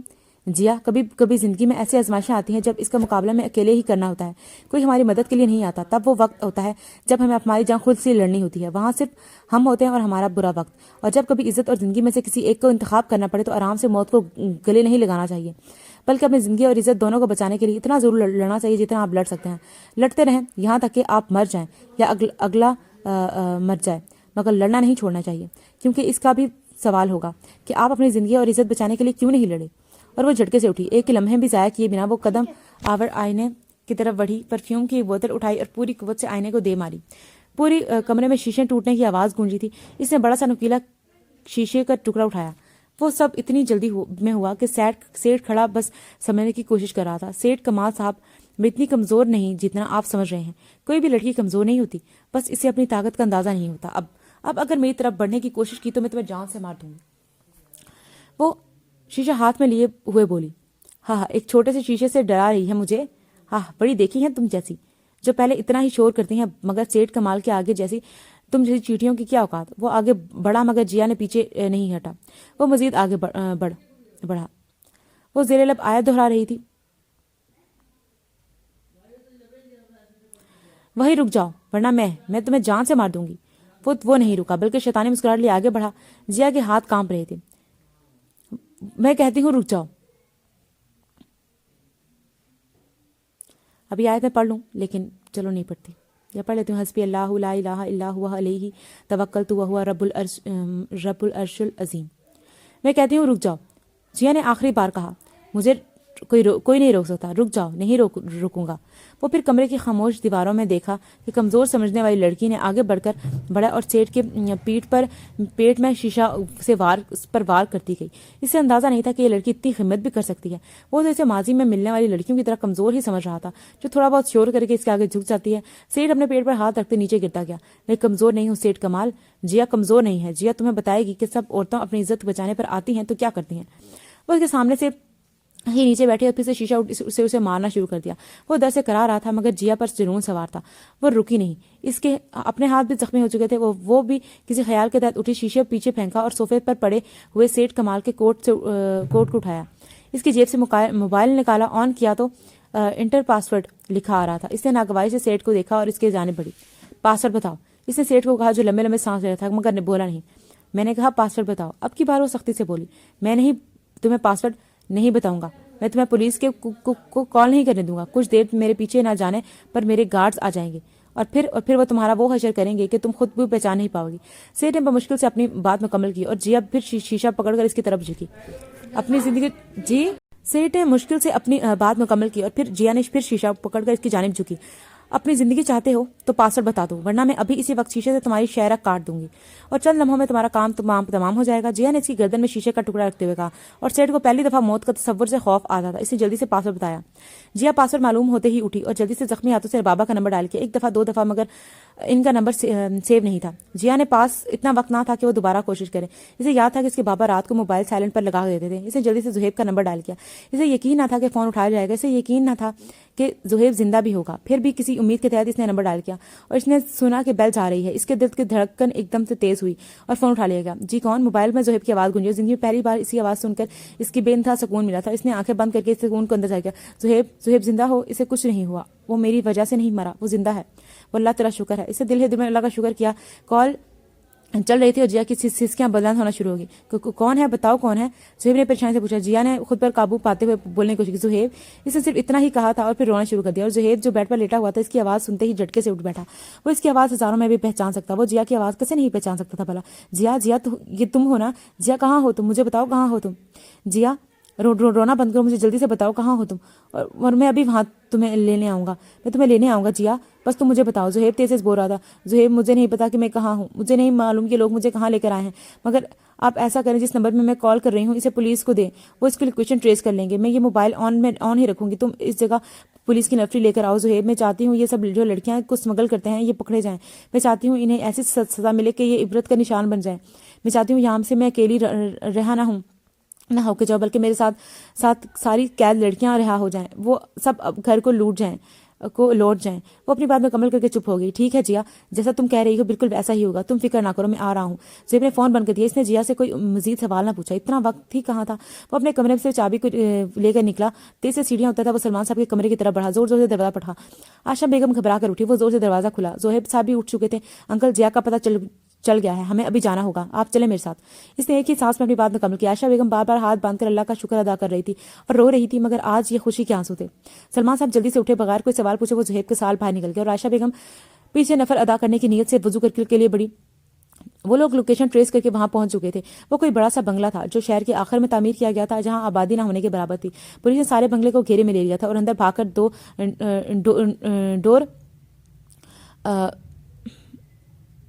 ڈور کھٹکایا تھا. کیا تھا ملک اشتم سے ملازموں پر چلا رہا تھا کہ پولیس کو کیسے خبر ہوئی. وہ اپنی جان بچا کر کے پیچھے دروازے سے طرف بھاگا. جیسے ہی دروازہ کھلا سامنے ہی سپاہی الرٹ سے کھڑے تھے. اسے فوراً جھپٹ لیا اور ہتھکڑی لگا کر اپنی وین کی طرف لے گئے. پولیس نے اندر جا کر باقی سب ساتھیوں کو بھی باری باری گرفتار کر لیا. پھر اس کمرے کی طرف بڑھے جہاں موبائل کے سگنلز شو ہو رہے تھے. انہوں نے دروازہ ناک کیا مگر حیا نے نہیں کھولا. وہ ڈری سے امی دیوار کے ساتھ کھڑی تھی. سیٹھ کمال بے ہوش ہو چکا تھا. جب جیا نے دروازے کو نہ کھولا تو زہیب نے آگے بڑھا. جیا دروازہ کھولا ہم ہے. اور جیا اس کے بعد سنتے ہی بھاگ کر دروازہ کھول گئی اور اسے کھولا. 2 قدم پیچھے ہٹ گئی. پولیس اندر آئی اور سیٹھ کی طرف بڑھی. پیچھے سے زہیب اور بابا اندر بڑھے. جیا باپ کو دیکھتے ہی بھاگ کر ان کے سینے سے لگی. دونوں باپ بیٹی زوردار رو رہے تھے. زہیب بھی نم آنکھوں لیے یہ منظر دیکھ رہا تھا. پھر وہ آگے بڑھا. جیا کو کندھوں سے پکڑ کر پیچھے کیا. جیا ہمیں جلدی سے یہاں سے نکلنا ہے. اگر میڈیا والے آ گئے تو بہت مشکل ہوگی. اسے لے کے چلو اس لیے جلدی چلو. اس نے جیا کو سمجھانے والے انداز میں کہا اور جیا نے اس بات میں سر ہلایا. وہ اسے لے کر نیچے آئے. جب جیا نے 1 منٹ آتی ہوں کہہ کر ہال کی طرف بڑھی. اس نے رابی کو ملنا تھا. اس سے آزادی کی مبارک دینی تھی. اسے اپنے بیٹے سے ملنے کی مبارک دینی تھی. پولیس نے نہ صرف تمام اغواکاروں کو گرفتار کر لیا تھا بلکہ تمام لڑکیوں کو بھی بحفاظت اپنی تحویل میں لے لیا تھا اور انہیں ان کے گھر پہنچا دیا تھا. سیٹھ کمال مرا نہیں تھا. اسے ہسپتال پہنچا دیا گیا تھا اور پولیس کی حراست میں تھا. اسے ٹھیک ہوتے ہی گرفتار کر لیا جاتا تھا. راستے میں گاڑی روک کر زہیب نے جیا کے ہاتھ کی بینڈیج بھی کروائی تھی. ڈرائیونگ زہیب ہی کر رہا تھا. پیچھے سیٹ پر حیا جیا اپنے بابا کے کندھوں پر سر رکھے ابھی رو رہی تھی اور ساتھ ساتھ سب کچھ بتا رہی تھی. سلمان صاحب اس کے سر پر ہاتھ پھیرتے سے حوصلہ دے رہے تھے. آج 1 ماہ دن بعد وہ اپنے گھر واپس والوں سے مل رہی تھی. سب ایک ساتھ چائے پی رہے تھے. سب کے چہرے پر اطمینان تھا. ایک سخت آزمائش تھی جس نے سب کو ہلا کر رکھا تھا مگر اب آزمائش کا وقت ختم ہو گیا تھا. اب کی زندگی میں کوئی ابھی آزمائش بنا مقصد کے نہیں آتی بلکہ ہر آزمائش آپ کو کچھ سکھانے کے لیے یا پھر آپ سے اس کے ذریعے کوئی اہم کام لینے کے لیے آتی ہے. جیا کی زندگی میں بھی یہ آزمائش کسی مقصد کے تحت ہی آئی تھی. تقدیر نے اس کے ذریعے ان بے گناہ لڑکیوں کو آزادی دلوانی تھی. اس کے ذریعے ان ظالم لوگوں کو ان کے برے انجام تک پہنچانا تھا. تو آزمائش کے وقت گھبرانا نہیں چاہیے بلکہ اس کا مقابلہ کرنے کے لیے آخری حد تک جانا چاہیے. پھر جو بھی قسمت کا فیصلہ ہو کرے آپ اسے قبول کر لیں. امی مجھے حیا سے ملنا ہے ابھی ہی. اس نے چائے کا کپ ٹیبل پر رکھتے ہوئے کہا جبکہ عائشہ بیگم نے کوئی جواب نہ دیا. جیا صبح مل لینا نہ ابھی تو بہت رات ہو گئی ہے. زہیب نے کہا مجھے ابھی ملنا ہے. اس نے زہیب میں صبح تک اس کا انتظار نہیں کر سکتی. میں جا رہی ہوں. جیا اٹھ کر جانے لگی جب زہیب نے پیچھے سے آواز دی. جیا وہ گھر نہیں ہے. گھر نہیں تو پھر کہاں ہے وہ؟ مجھے بتایا مجھے اس سے ملنا ہے. وہ ہاسپٹل ایڈمٹ ہے. زہیب نے بتایا جبکہ جیا وہیں ساکت سے کھڑی پریشانی سے زہیب کو دیکھ رہی تھی. کیا ہوا ہے حیا کو؟ اس نے خود پر قابو پاتے ہوئے کہا وہ بیمار ہے. جیا کیا؟ کب سے؟ کیا؟ جیا بیٹا حیا نے تیرے جانے کا غم دل پر لے لیا تھا. وہ تیرے جانے کے بعد میں بھی بیمار پڑنے لگی. وہ اپنا خیال نہیں رکھتی تھی. اس کے گھر والوں اس کی وجہ سے بہت پریشان ہیں بیٹا مگر وہ کسی کی نہیں سنتی. جب بھی طبیعت بہتر ہوتی ہے تمہاری باتیں کرتی رہتی ہے اور پھر رو کر خود کو ہلکان کرتی رہتی ہے. نتیجے کے طور پر پھر طبیعت بگڑ جاتی ہے. عائشہ بیگم نے اسے بتایا مجھے اس کے پاس لے چلیں زہیب مجھے جانا ہے. ٹھیک ہے جیا چلو. اور پھر زہیب سے ہاسپٹل لے گیا. وہ رات کے کوئی 3 بجے کا وقت تھا جب وہ ہاسپٹل پہنچی. فاروق صاحب ہاسپٹل کے کوریڈور میں ہی چیئر پر بیٹھے نظر آ گئے تھے. وہ جیا سے مل کر بہت خوش ہوئے تھے. اسے ڈھیروں دعائیں دی. وہ وہ سر جھکائے سنتے رہی. حیا کے بارے میں انہوں نے بتایا کہ وہ دوائیوں کے زیر اثر سو رہی ہے مگر جیا نے پھر بھی ملنا چاہا. فاروق صاحب نے بھی اسے منع نہ کیا. وہ جانتے تھے کہ ان دونوں کے پیار کو وہ کیسے منع کرتے. پھر وہ زہیب ان کے ساتھ چھوڑ کر حیا کے کمرے کی طرف بڑھی. اس نے کمرہ کھولا تو سامنے ہی ہسپتال کے بستر پر پڑی نظر آئی. وہ سو رہی تھی. جیا قدم چلتی اس کے قریب آئی اور اسے دیکھ کر دیکھنے لگی. وہ حیا تو نہیں تھی جسے وہ چھوڑ کر گئی تھی. وہ تو کوئی کمزور سی لڑکی جو بیڈ پر سو رہی تھی. آنکھوں کے گرد گہرے ہلکے زرد چہرہ جیسے سارا خون نچوڑ لیا گیا ہو. یہ تو وہ حیا تو بالکل بھی نہیں تھی جو اس کی دوست تھی. اور اس کے سرہانے کی طرف آئی. اس کے ماتھے کے بال پیچھے کیا اور جھک کر اپنا سر اس کے ماتھے سے لگا لیا. وہ آنکھیں بند کر لی. وہ 1 مہینے سے دن رات اذیت سے گزری تھی. وہ اپنوں سے دور ہو گئی تھی اور دور جانے کی اسی لیے اپنوں کی محبت کی اہمیت معلوم ہوئی تھی. اب وہ انہیں کھونا نہیں چاہتی تھی. وہ اسی طرح اس پر جھکی رو رہی تھی. ہسپتال کے کمرے میں جیا کی سسکیاں گونج رہی تھی. اس کے آنسو حیا کے ماتھے پر گر رہے تھے. جیا. حیا نے بند آنکھوں سے اس کا نام پکارا تھا. جیا پیچھے کو ہوئی. حیا میری جان آنکھیں کھولو میں آ گئی ہوں. جیا نے اسے اٹھانا چاہا تو وہ اس میں کامیابی ہو گئی تھی. حیا نے آہستہ آہستہ آنکھیں کھولنا شروع کی اور سامنے جیا کو سامنے دیکھ کر آنکھیں خود بخود بھی بھر آ گئی. اس نے جیا کی طرف ہاتھ بڑھایا اور جیسے ہی جیا نے تھام لیا تھا حیا نے اس کا ہاتھ پکڑ کر ہونٹوں سے لگا لیا. جواب میں جیا نے اس کی پریشانی پر پیار کیا. پھر نہ جانے کتنی دیر وہ دونوں باتیں کر رہی تھی. جیا نے اب سے اپنے ساتھ ہونے والے تمام واقعات تفصیل سے بتا رہی تھی اور وہ دکھ سے سب سنتی رہی. پھر کتنی دیر بعد جب جیا باہر نہ آئی تو مجبوراً زہیب کو اندر آنا پڑا. جناب مانا کہ آپ عورتیں ہیں اور کافی دنوں سے ملی نہیں اور آپ کی باتیں ختم بھی نہیں ہونی، مگر اس کا مطلب یہ تو نہیں کہ آپ باہر کھڑے مجھے غریب کے آرام کا خیال بھی نہ کریں اور خود باتوں میں مصروف رہیں۔ زہیب کے اندر آتے ہوئے ان پر شکوہ کیا اور ساتھ آگے بڑھ کر حیا کے سر پر ہاتھ بھی رکھا۔ زہیب بھائی، آپ اتنی خوبصورت لڑکیوں کو عورتیں کیسے کہہ سکتے ہیں؟ جائیں، میں نہیں بولتی آپ سے۔ حیا کو تو لفظ عورتوں سے صدمہ ہی لگ گیا تھا اور اس سے ناراضگی سے منہ دوسری طرف کر لیا، جبکہ جیا اور زہیب اس کے انداز پر ایک دوسرے کی طرف دیکھ کر ہنستے رہے۔ او سوری، غلطی ہوگی مجھ سے، آئندہ میں خیال رکھوں گا کہ خوبصورت لڑکیوں کو عورت نہیں بولا۔ زہیب نے معذرت کی، مگر حیا نے منہ سیدھا نہ کیا۔ اب معافی ملے گی مجھ معصوم کو؟ زہیب نے چہرے پر معصومیت سجاتے ہوئے کہا، اور جیا اس پل وہ بہت پیارا لگا تھا، نہ جانے کیوں اس کی نیلی آنکھیں مسکراتی ہوئی بہت پیاری لگی تھی۔ زہیب نے خود پر اس کی نظریں محسوس کی تو اس کی طرف دیکھا جو فوراً نظر جھکا گئی۔ ایک صورت میں معافی ملے گی زہیب بھائی، وہ یہ کہ ڈسچارج ہوتے ہی آپ مجھے اور جیا کو شاپنگ پر لے چلیں گے اور ہم دل کھول کر شاپنگ کریں گے اور سارا بل آپ ادا کریں گے۔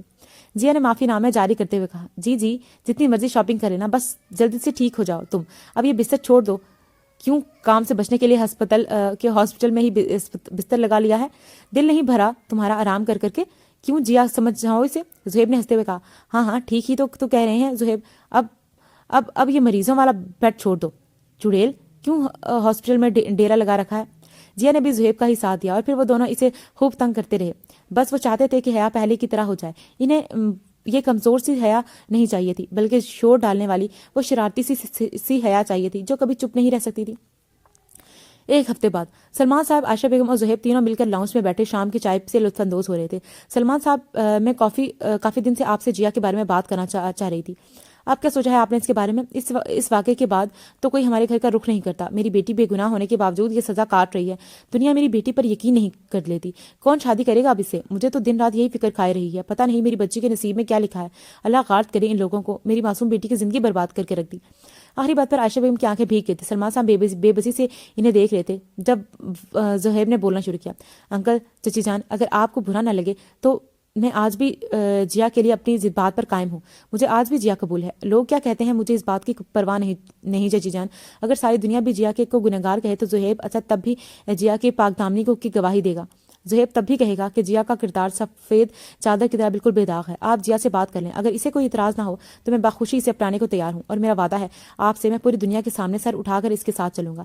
زہیب اپنی بات مکمل کر کے اٹھ گیا۔ باہر نکلا تو جیا لاؤنج کی چوکھٹ پر کھڑی تھی۔ وہ رکا، ایک لمحے کے لیے دونوں کی نظریں ملی تھی، مگر ہمیشہ کی طرح جیا نظریں جھکا گئی اور اسی ادا کی وجہ سے وہ زہیب کی دل میں اتر جاتی تھی۔ وہ اپنے کمرے کی طرف بڑھ گیا، جبکہ جیا اسے جاتا دیکھتی رہی۔ وہ سب سن چکی تھی۔ وہ سیڑھیاں چڑھ کر اپنے کمرے کی طرف جا رہی تھی جب اس کے قدم زہیب کے کمرے کی طرف بڑھے۔ اسے نوک کیا تو زہیب نے اندر آنے کی اجازت دی۔ وہ شاید سونے کی تیاری کر رہا تھا۔ جیا کو دیکھ کر اٹھ کر بیٹھ گیا۔ آؤ جیا بیٹھو، کوئی بات کرنی تھی کیا؟ زہیب نے پاس پڑی چیئر کی طرف اشارہ کرتے ہوئے کہا، مگر جیا نہیں بیٹھی۔ مگر بیٹھنا نہیں ہے میں نے بیٹھنا نہیں ہے، میں صرف ایک بات پوچھنے آئی ہوں آپ سے زہیب۔ حیا بیٹھی نہیں تھی تو زہیب کو کھڑا ہونا پڑا۔ ہاں پوچھو، جو بھی تمہیں پوچھنا ہے حیا۔ وہ اس کے مقابل کھڑا ہوتے ہوئے بولا، آپ مجھ سے شادی کیوں کرنا چاہتے ہیں جبکہ آپ جانتے ہیں مجھ سے کوئی شادی نہیں کرنا چاہتا؟ کیا آپ مجھ پر ترس کھا کر یہ سب کرنا چاہتے ہیں؟ کیا آپ چاہتے ہیں کہ میں ساری دنیا آپ کے احسان مند رہوں؟ آپ نے مجھ پر اب مجھے اپنا لیا، ورنہ کوئی اپنانا نہیں چاہتا۔ اگر آپ یہ چاہتے ہیں تو سوری زہیب، جیا کسی کا احسان نہیں لے گی۔ جیا پر کوئی ترس کھا کر اسے شادی نہ کرے۔ جیا کے لہجے میں ایک عجیب سی تلخی تھی جسے زہیب نے بخوبی محسوس کیا تھا۔ میں کیوں ترس کھاؤں گا تم پر جیا؟ تم کوئی معذور ہو؟ کوئی جسمانی نقص ہے تم میں؟ تمہارا ہاتھ پاؤں نہیں؟ کیا کمی ہے تم میں جو میں تم پر ترس کھاؤں گا؟ ایک بات میری کان کھول کر سن لو جیا، میری ایسی کوئی سوچ نہیں ہے۔ تم بھی اپنے دماغ سے ساری فضول سوچیں نکال دو کہ میں تم پر ترس کھا رہا ہوں۔ میں شام میں بھی نیچے سب کلیئر کر کے آیا ہوں کہ کیا تم نے نہیں سنا؟ کیا میں سب دہراؤں؟ مجھے نہیں پتا کہ دنیا تمہارے بارے میں کیا کہتی ہے۔ مجھے تم پر خود سے بھی زیادہ اعتماد ہے جیا، اسے پر اعتماد لہجے میں کہا، اور جیا نروس سی ہوتی سب سن رہی تھی۔ اسے سب پتا تھا کہ زہیب یہی کہے گا، مگر آج وہ اس کے منہ سے کچھ اور سننا چاہتی تھی۔ اگر آپ مجھ پر ترس نہیں کھا رہے تو کیوں مجھ سے شادی کرنا چاہتے ہیں؟ ہمت کر کے جیا نے یہ سوال پوچھ ہی لیا۔ جواب میں زہیب 2 قدم اس کے قریب آیا اور گویا ہوا، تو تم وجہ جاننے آئی ہو؟ اچھا صحیح، تو سنو، میں تم سے اسی لیے شادی کرنا چاہتا ہوں کیونکہ میں تم سے بے پناہ محبت کرتا ہوں۔ ساری زندگی کے لیے نہیں، تمہیں اپنانا چاہتا ہوں، تمہارے ساتھ جینا چاہتا ہوں۔ تمہاری یہ گہری سیاہ بڑی بڑی آنکھیں مجھے بےتاب رکھتی ہیں۔ میں ان آنکھوں میں ڈوب سا جاتا ہوں۔ میں ان آنکھوں کو ساری زندگی کے لیے دیکھنا چاہتا ہوں۔ مجھے اجازت نہیں دو گی؟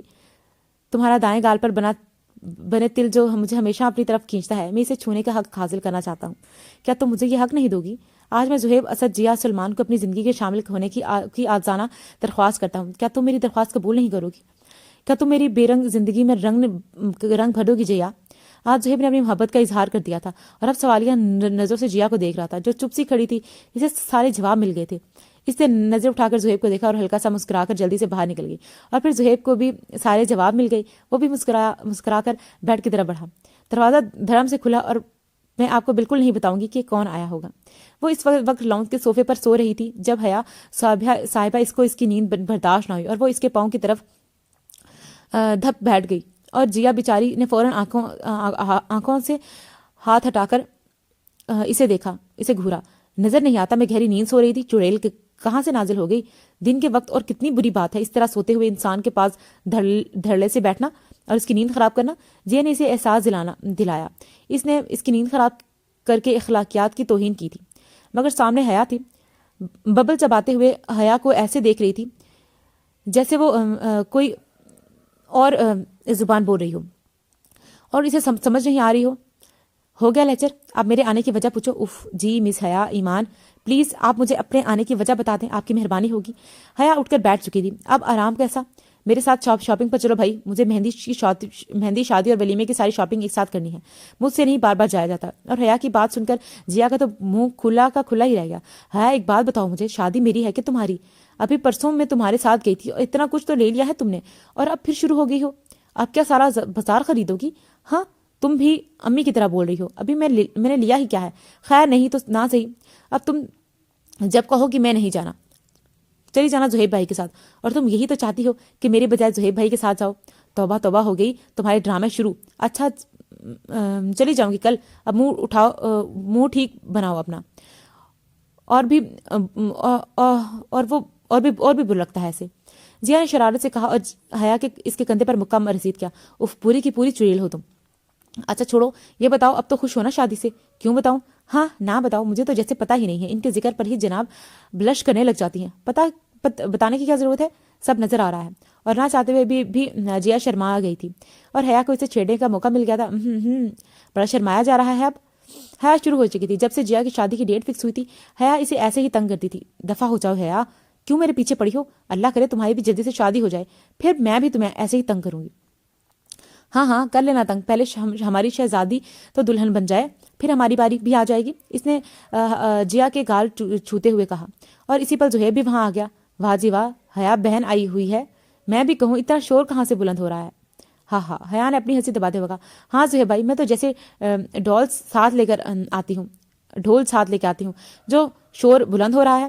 حیا نے اینک نیچے کرتے ہوئے غصے سے گھور کر کہا. سوری. ہاں خیر کیا بات ہو رہی ہے دونوں سہیلیوں کے درمیان؟ کچھ خاص نہیں بھائی, بس حیا کہہ رہی تھی کہ زہیب پتہ نہیں کدھر ہے, صبح سے نظر نہیں آ رہے. اس کا دل نہیں لگتا نا جب آپ کو نہ دیکھے رہے. اور جیا نے اسے کونی مار کر چپ کروانے کی کوشش کی مگر حیا کب چپ ہونے والی تھی. اور زہیب نے جیا کو دیکھا جو نظریں جھکا گئی تھی. جھوٹی, میں تو تم سے ایسا کچھ نہیں کہا. جیا جلدی سے بولی تھی مگر حیا نے تو جیسے سنا ہی نہ تھا. زہیب بھائی یہ کہہ رہی تھی میرے ساتھ شاپنگ پر نہیں جائے گی بلکہ یہ آپ کے ساتھ جائے گی کیونکہ آپ کی پسند بہت اچھی ہے. اور یہ بات تو میں بھی جانتی ہوں کہ آپ کی پسند. جیا کی طرف اشارہ کیا. واقعی بہت اچھی ہے, بلکہ کچھ زیادہ ہی اچھی ہے. بڑی بڑی گہری سی آنکھیں. واہ واہ کیا کمال کی پسند ہے آپ کی زہیب بھائی. آپ کی بہن داد دیتی ہے. حیا بولی جا رہی تھی. زہیب ہنستے ہوئے سب سن رہا تھا. اس کا سارا دھیان جیا پر ہی تھا اور جیا تو نظریں ہی نہیں اٹھا پا رہی تھی. وہ دل ہی دل میں حیا کا کوس رہی تھی. اور پھر اس کو بٹھانا وہاں پر مشکل ہو گیا تھا. اس کا بیٹھنا وہاں پر مشکل ہو گیا تھا. وہ نظر جھکاتے ہی شرماتے ہوئے وہاں سے اٹھ کر چلی گئی. پیچھے حیا اور زہیب نے زوردار کہکا لگایا. ارے حیا کم تنگ کیا کرو میری ہونے والی بیگم کو. زہیب نے ہنستے ہوئے کہا. سب سمجھتی ہوں زہیب بھائی. اور ایک بار پھر وہ دونوں ہنسنے لگے. کمرے کو بہت سلیقے سے سجایا گیا تھا. چاروں طرف مختلف پھولوں کی بکے رکھے ہوئے تھے. سارے بیڈ کو سرخ گلابوں کی مسحری نے گھیرا رکھا تھا اور بیڈ کے اوپر بھی گلاب کی پتیاں بکھری ہوئی تھی. غرض سارا کمرہ کو پھولوں کی خوشبو میں مہکا رکھا تھا اور اس پر لگی قسم قسم کے رنگوں کی لائٹس کی وجہ سے کمرہ کسی خواب کسی کیفیت پیش کر رہا تھا. وہ جیا کا کمرہ تھا جسے زہیب اور حیا نے مل کر تیار کیا تھا اور انہوں نے اس تیاری کے دوران جیا کے قریب بھی نہیں آنے دیا تھا کہ سرپرائز ہے تمہیں ابھی دیکھنے کی اجازت نہیں. اور اب جیا سرخ جوڑے میں دلہن بنی سارے کمرے کو اشتیاق سے دیکھ رہی تھی. وہ واقعی اسے بہت پسند آیا تھا. اس نے بہت زیادہ جوڑی نہیں پہنی تھی. اسے الجھن محسوس ہوئی تھی. سرخ لہنجے کے ساتھ میچنگ بڑی سی مالا پہن رکھی تھی. ماتھے پر چھوٹا سا ٹیکا لگائے اور کانوں میں بڑے بڑے جھمکے پہنے. وہ اس سادگی میں بھی آسمان سے اتری پری معلوم ہوتی تھی. बड़ी बड़ी गहरी सियाह आंखें ज़रा सा मेकअप से और भी ज़्यादा जाज़बे नज़र लग रही थी, और वह बेड पर बैठी कमरे का जायजा लेती, साथ फूलों की पत्तियों से भी खेल रही थी, जब कमरे का दरवाज़ा खुला और इसकी हरकत करते हाथ रुक गए और नजरें हमेशा की तरह झुका ली। ज़ुहैब की परफ्यूम की महक सारे कमरे में फैल गई थी, और जैसे जैसे करीब आ रहा था जिया की धड़कनें भी इस रफ्तार से तेज़ हो रही थी। ये वही ज़ुहैब था जिसे वो बरसों से देखती आई थी, मगर आज जिस एहसास ने इसे घेर लिया था वो इसे समझ नहीं पा रही थी। वो ये नहीं जानती थी कि यह एहसास निकाह की ताकत है। जब वो दो लोग निकाह के पाकीज़ा बंधन में बन जाते हैं तो अल्लाह की तरफ से इन दोनों के दिलों में मोहब्बत और उल्फत डाल दी जाती है। और वह इसके करीब आकर बेड पर बैठ गया और थोड़ी से पकड़कर इसका चेहरा ऊपर किया, मगर जिया ने निगाहें अब भी झुकाई रखी थी। कैसी हो? ठीक हूँ, इसने इतनी आहिस्ता से कहा जैसे कोई सरगोशी की हो। बहुत प्यारी लग रही हो। ज़ुहैब ने तारीफ की। वो मुस्कुराई थी मगर बोली कुछ नहीं। देखो जिया, मैं तुमसे कोई बड़े बड़े दावत नहीं करूंगा, ना ही तुम्हें कहूंगा कि तुम्हारे लिए चांद तारे तोड़ कर लाऊंगा, क्योंकि मुझे ऐसी ड्रामाई बातें करनी नहीं आती। हाँ, मैं बस इतना कहूंगा कि आज से तुम्हारा हर दर्द मेरा दर्द है, तुम्हारी हर खुशी मेरी खुशी है। हाँ, मैं तुमसे कहूंगा कि तुम 1000 बार भी गलती करो तो ज़ुहैब भी तुम्हें माफ़ करेगा। तुम 1000 बार भी रूठोगी तो मैं तब तक नहीं सोऊंगा जब तक तुम मान नहीं जाती, और कुछ नहीं कहूंगा। और इसके बदले मुझे तुमसे बस तुम चाहिए, तुम बस मेरी होकर रहना, बस ज़ुहैब की जिया बनकर रहना। वो इसका नरम नाजुक मेहंदी लगा हाथ पकड़कर अपनी शिद्दतों का इजहार कर रहा था, और जिया को अपना आप बहुत अहम महसूस हो रहा था। जैसे जैसे ज़ुहैब बोल रहा था, जिया की तल्ख यादों की राहत ख़त्म हो रही थी। वो कैद की अजियत, वो अपने से दूर जाने का खदशा, वो इज्जत लूट जाने का खौफ, वो सब आहिस्ता सा कहीं और दूर तहलील हो रहा था। ज़ुहैब की मोहब्बत इस पर गालिब आ रही थी, और मोहब्बत हमेशा यूं ही गालिब आती है। तुम कुछ नहीं कहोगे? ज़ुहैब ने इस्तफसार किया। बस यही कि मुझे हमेशा इज्जत दीजिएगा। मुझे आपकी मोहब्बत से ज़्यादा आपकी दी गई इज्जत की ज़रूरत होगी, और मुझ पर हमेशा एतबार कीजिएगा, और कुछ नहीं चाहिए। जिया ने आहिस्ते से कहा, तुम मेरी इज्जत ही हो, तुम्हें मुझसे इज्जत ही मिलेगी। और रही बात एतबार की, तो मैं जानता हूँ जिया को वो कभी ऐसा कोई काम नहीं करेगी कि मेरा एतबार टूटे। जिया ने एक लम्हे के लिए इसे देखा था, फिर निगाहें झुका ली थी। एक इजाज़त चाहिए तुमसे, ज़ुहैब ने दरख्वास्त की। जी, क्या मैं तुम्हारे दिल को छू सकता हूँ? अब तो मुझे हक हासिल है ना? ज़ुहैब ने इजाज़त लेना चाहिए, और जिया कुछ बोल ही ना पाई थी तो ना बोल पाई, बस शर्मा ही गई। मैं तुम्हारी इस खामोशी को हाँ ही समझूं, क्योंकि मैंने सुना है कि लड़कियों की खामोशी हाँ ही होती है। ज़ुहैब ने शरारत से पूछा, और जिया ने बस मुस्कुरा रही थी। मतलब इजाज़त है? फिर से पूछा गया। उफ ज़ुहैब, क्यों मुझे जानबूझकर नर्वस कर रहे हैं आप? जिया वाकई में कंफ्यूज हो रही थी। तो कह दो कि इजाज़त है। मुझे नहीं पता। हाँ, अच्छा, सॉरी, काफ़ी तंग कर लिया तुम्हें, ज़ुहैब ने हंसते हुए कहा, और फिर आगे झुककर इसके तिल पर अपने होंठ रख दिए। वो बस आंखें बंद किए इसकी प्यार की हद को महसूस कर रही थी। सुबह के 10 बज चुके थे, मगर जिया अभी तक सो रही थी। ज़ुहैब फ्रेश होकर बाथरूम से बाहर निकला तो जिया को सोता पाकर तौलिया साफ कर सोफे पर रखा, और मुस्कुराता हुआ इसके सरहाने पर आकर बैठ गई। इसके चेहरे पर बाल हटाए और प्यार से इसे गोया, बेगम साहिबा अब उठ भी जाएं, और कितना सोना है? आपकी सास 2 दफ़ा आ चुकी है पूछने। इसने जिया के बालों में उंगलियां फेरते हुए कहा, और हल्का सा बोली, क्या है ज़ुहैब, सोने देना, मुझे बहुत नींद आ रही है। और मेरी अम्मी है, वो आपकी सास है, बड़े सांस बनाने वाले। हाँ, वो तो ठीक है, मगर इत्तेफाक से आज हमारा वलीमा भी है। मैं तो तुम्हें सोने दे दूंगा, मगर मेहमानों से क्या कहूंगा कि दुल्हन के बगैर मैं वलीमा कर लूं, क्योंकि वो सोने में मसरूफ है। उफ ज़ुहैब, कितना बोलने लगे हैं आप भी, हया की तरह। सच में भाई ही लगते हैं इसके। उठ रही हूं मैं। शादी के पहले दिन भी बंदा जी भर कर नहीं सो सकता। वो बड़बड़ाते हुए बाथरूम में चली गई, और ज़ुहैब मुस्कुराते से जाता देख रहा। हया आयशा बेगम के साथ नाश्ता लगा रही थी जब वो दोनों सीढ़ियों से आते दिखाई दिए। जिया पिंक कलर के फ्रॉक में बलबूस, साथ में लाइट सी जूली पहने, बालों को नफासत से दाएं कंधे पर सेट किए वो नजाकत से ज़ुहैब के साथ चलती आ रही थी। ज़ुहैब ने इसका हाथ थाम रखा था। हया ने दोनों को यूं आते देखा तो जहां वो बहुत खुश हुई थी, वहीं लाशौरी तौर पर इसे आयान भी याद आया था। अगर आज वो होता तो इसने आगे वो सोचना नहीं चाहती थी। सो चेहरे पर मुस्कुराहट से जाए वो आगे बढ़ी और जिया के दोनों गाल पर प्यार किया। बड़ी प्यारी लग रही हो चंदा, हमेशा हंसती मुस्कुराती रहो। अल्लाह मेरी शहजादी को यूं ही महकता रखे, ढेरों खुशियां नसीब हो, कभी गम छू कर भी ना गुजरे। तुम्हारी मोहब्बत हमेशा तुम्हारे साथ रहे। हाँ ने इसे गले लगाते हुए दुआएं दे रही थी, और जिया ने नोट किया था कि इसकी आवाज़ में लर्जिश थी। अच्छा जी, बस अब शहजादी ही नजर आ रही है। भाई, यहाँ कोई शहजादा भी खड़ा है मगर किसी को परवाह ही नहीं है, ज़ुहैब ने मसनूई नाराजगी से कहा। अरे ज़ुहैब भाई, बहनों के लिए तो भाई शहजादे ही होते हैं। इसमें परवाह ना करने वाली क्या बात है? अल्लाह आप दोनों को हमेशा खुश रखे। हया ने अलग होते हुए कहा। ज़ुहैब भी मुस्कुराते हुए इसके सर पर हाथ रखा। हमेशा खुश रहो मेरी छोटी बहना, तुम्हारे होते हुए भी मुझे बहन की कमी महसूस नहीं होती। अल्लाह तुम्हारे नसीब अच्छा करे। ज़ुहैब ने भी दिल से दुआ दी थी, और फिर वो नाश्ते की तरफ बढ़े। आयशा बेगम और सलमान बेगम ने भी ज़ुहैब और जिया की ढेरों सारी दुआएं से नवाजा। हया ने इनके साथ नाश्ता नहीं किया था, बल्कि वो ये कह कर चली गई थी कि वो नाश्ता लेकर आई है, मगर वो झूठ बोल रही थी। वो 2 माह बाद वो आईने के सामने तैयार हो रही थी जब गाड़ी के हॉर्न की आवाज़ आई। चेयर से उठी, कमरे के बाहर पर्दे नीचे किए तो अरसल गेट खोलकर पीछे खड़ा था, और जब ज़ुहैब गाड़ी गेट से अंदर दाखिल हो रहा था, इसे मुस्कुराकर देखा और पर्दे आगे करके वापस आ गया। एक दफ़ा फिर वो खुद का जायजा लिया। ज़ुहैब का हुक्म था कि जब वो ऑफिस से आए तो जिया बिल्कुल तैयार हो। अस्सलाम वालेकुम। जिया ने ज़ुहैब को याद इस्लाम किया। वालेकुम सलाम। और ज़ुहैब ने इसकी पेशानी पर बोसा देते हुए सलाम का जवाब दिया। ये इसका रोज़ का मामूल था। वो दफ्तर जाते हुए और वापस पर आते हुए इसकी पेशानी पर बोसा था। कैसा रहा आपका दिन? अच्छा था। ऑफिस में मैं मसरूफ ही गुजरा, मगर तुम्हारी याद भी सता रही थी। दिल करता था अभी काम छोड़कर घर आ जाऊं। ज़ुहैब ने इसकी कमर के गिर्द बाजू हमाल करते हुए अपने करीब किया। अच्छा ये याद क्यों आई रही? जिया ने ज़ुहैब के कंधे पर हाथ रखते हुए पूछा। ये तुम ही बता सकती हो। क्या जादू किया है मुझ पर कि दिल ठहरता ही नहीं जब तक तुम्हें देख न लूं? ज़ुहैब ने एक हाथ से इसके बाल के कानों के पीछे करते हुए कहा, जबकि दूसरा हाथ जिया की कमर में था। मैंने तो कोई जादू नहीं किया। ये तो इल्ज़ाम है सरासर। अच्छा हाँ तो और क्या? तुम्हारी ये बड़ी बड़ी गहरी स्याह आंखें सारा दिन मुझे बुलाती रहती हैं। दिल करता है बस इन आंखों को देखता रहूं और उम्र तमाम हो जाए। ये शायर कब से हो गए आप? जब से तुमने दीवाना बनाया है अपना। मैंने कब बनाया? जब से मेरी जिंदगी में आई हो। अच्छा हाँ एक बात तो बताओ जिया, पूछें। इतनी खूबसूरत को क्यों हो तुम? ये कैसा सवाल है ज़ुहैब? तुम बताओ ना, इतनी प्यारी क्यों लगती हो मुझे? ज़ुहैब ने सरगोशी की। मुझे क्या पता? जिया ने बेख्तियार नजर झुका ली। तो किसे पता है? मुझे नहीं मालूम। तो कैसे मालूम? तो किसे मालूम? उफ ज़ुहैब क्यों तंग कर रहे हैं आप? छोड़े, मुझे खाना लाती हूँ। मैं तो नहीं छोड़ रहा, प्लीज अगर ना चलूँ तो। ज़ुहैब मम्मी आ गई।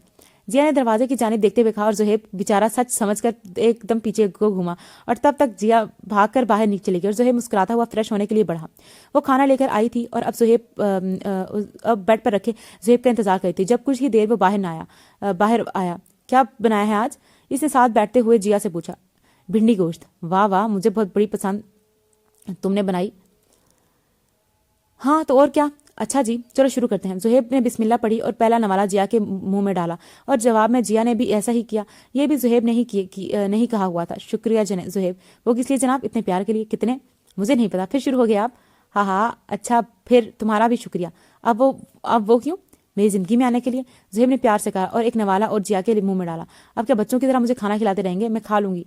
पागल, इस तरह बीवी का खाना खिलाने से मोहब्बत बढ़ती है, और ये सुन्नत रसूल सल्लल्लाहु अलैहि वसल्लम भी है, इसलिए मुझे ना रोका करो। क्या हमेशा ऐसे ही खिलाओगे?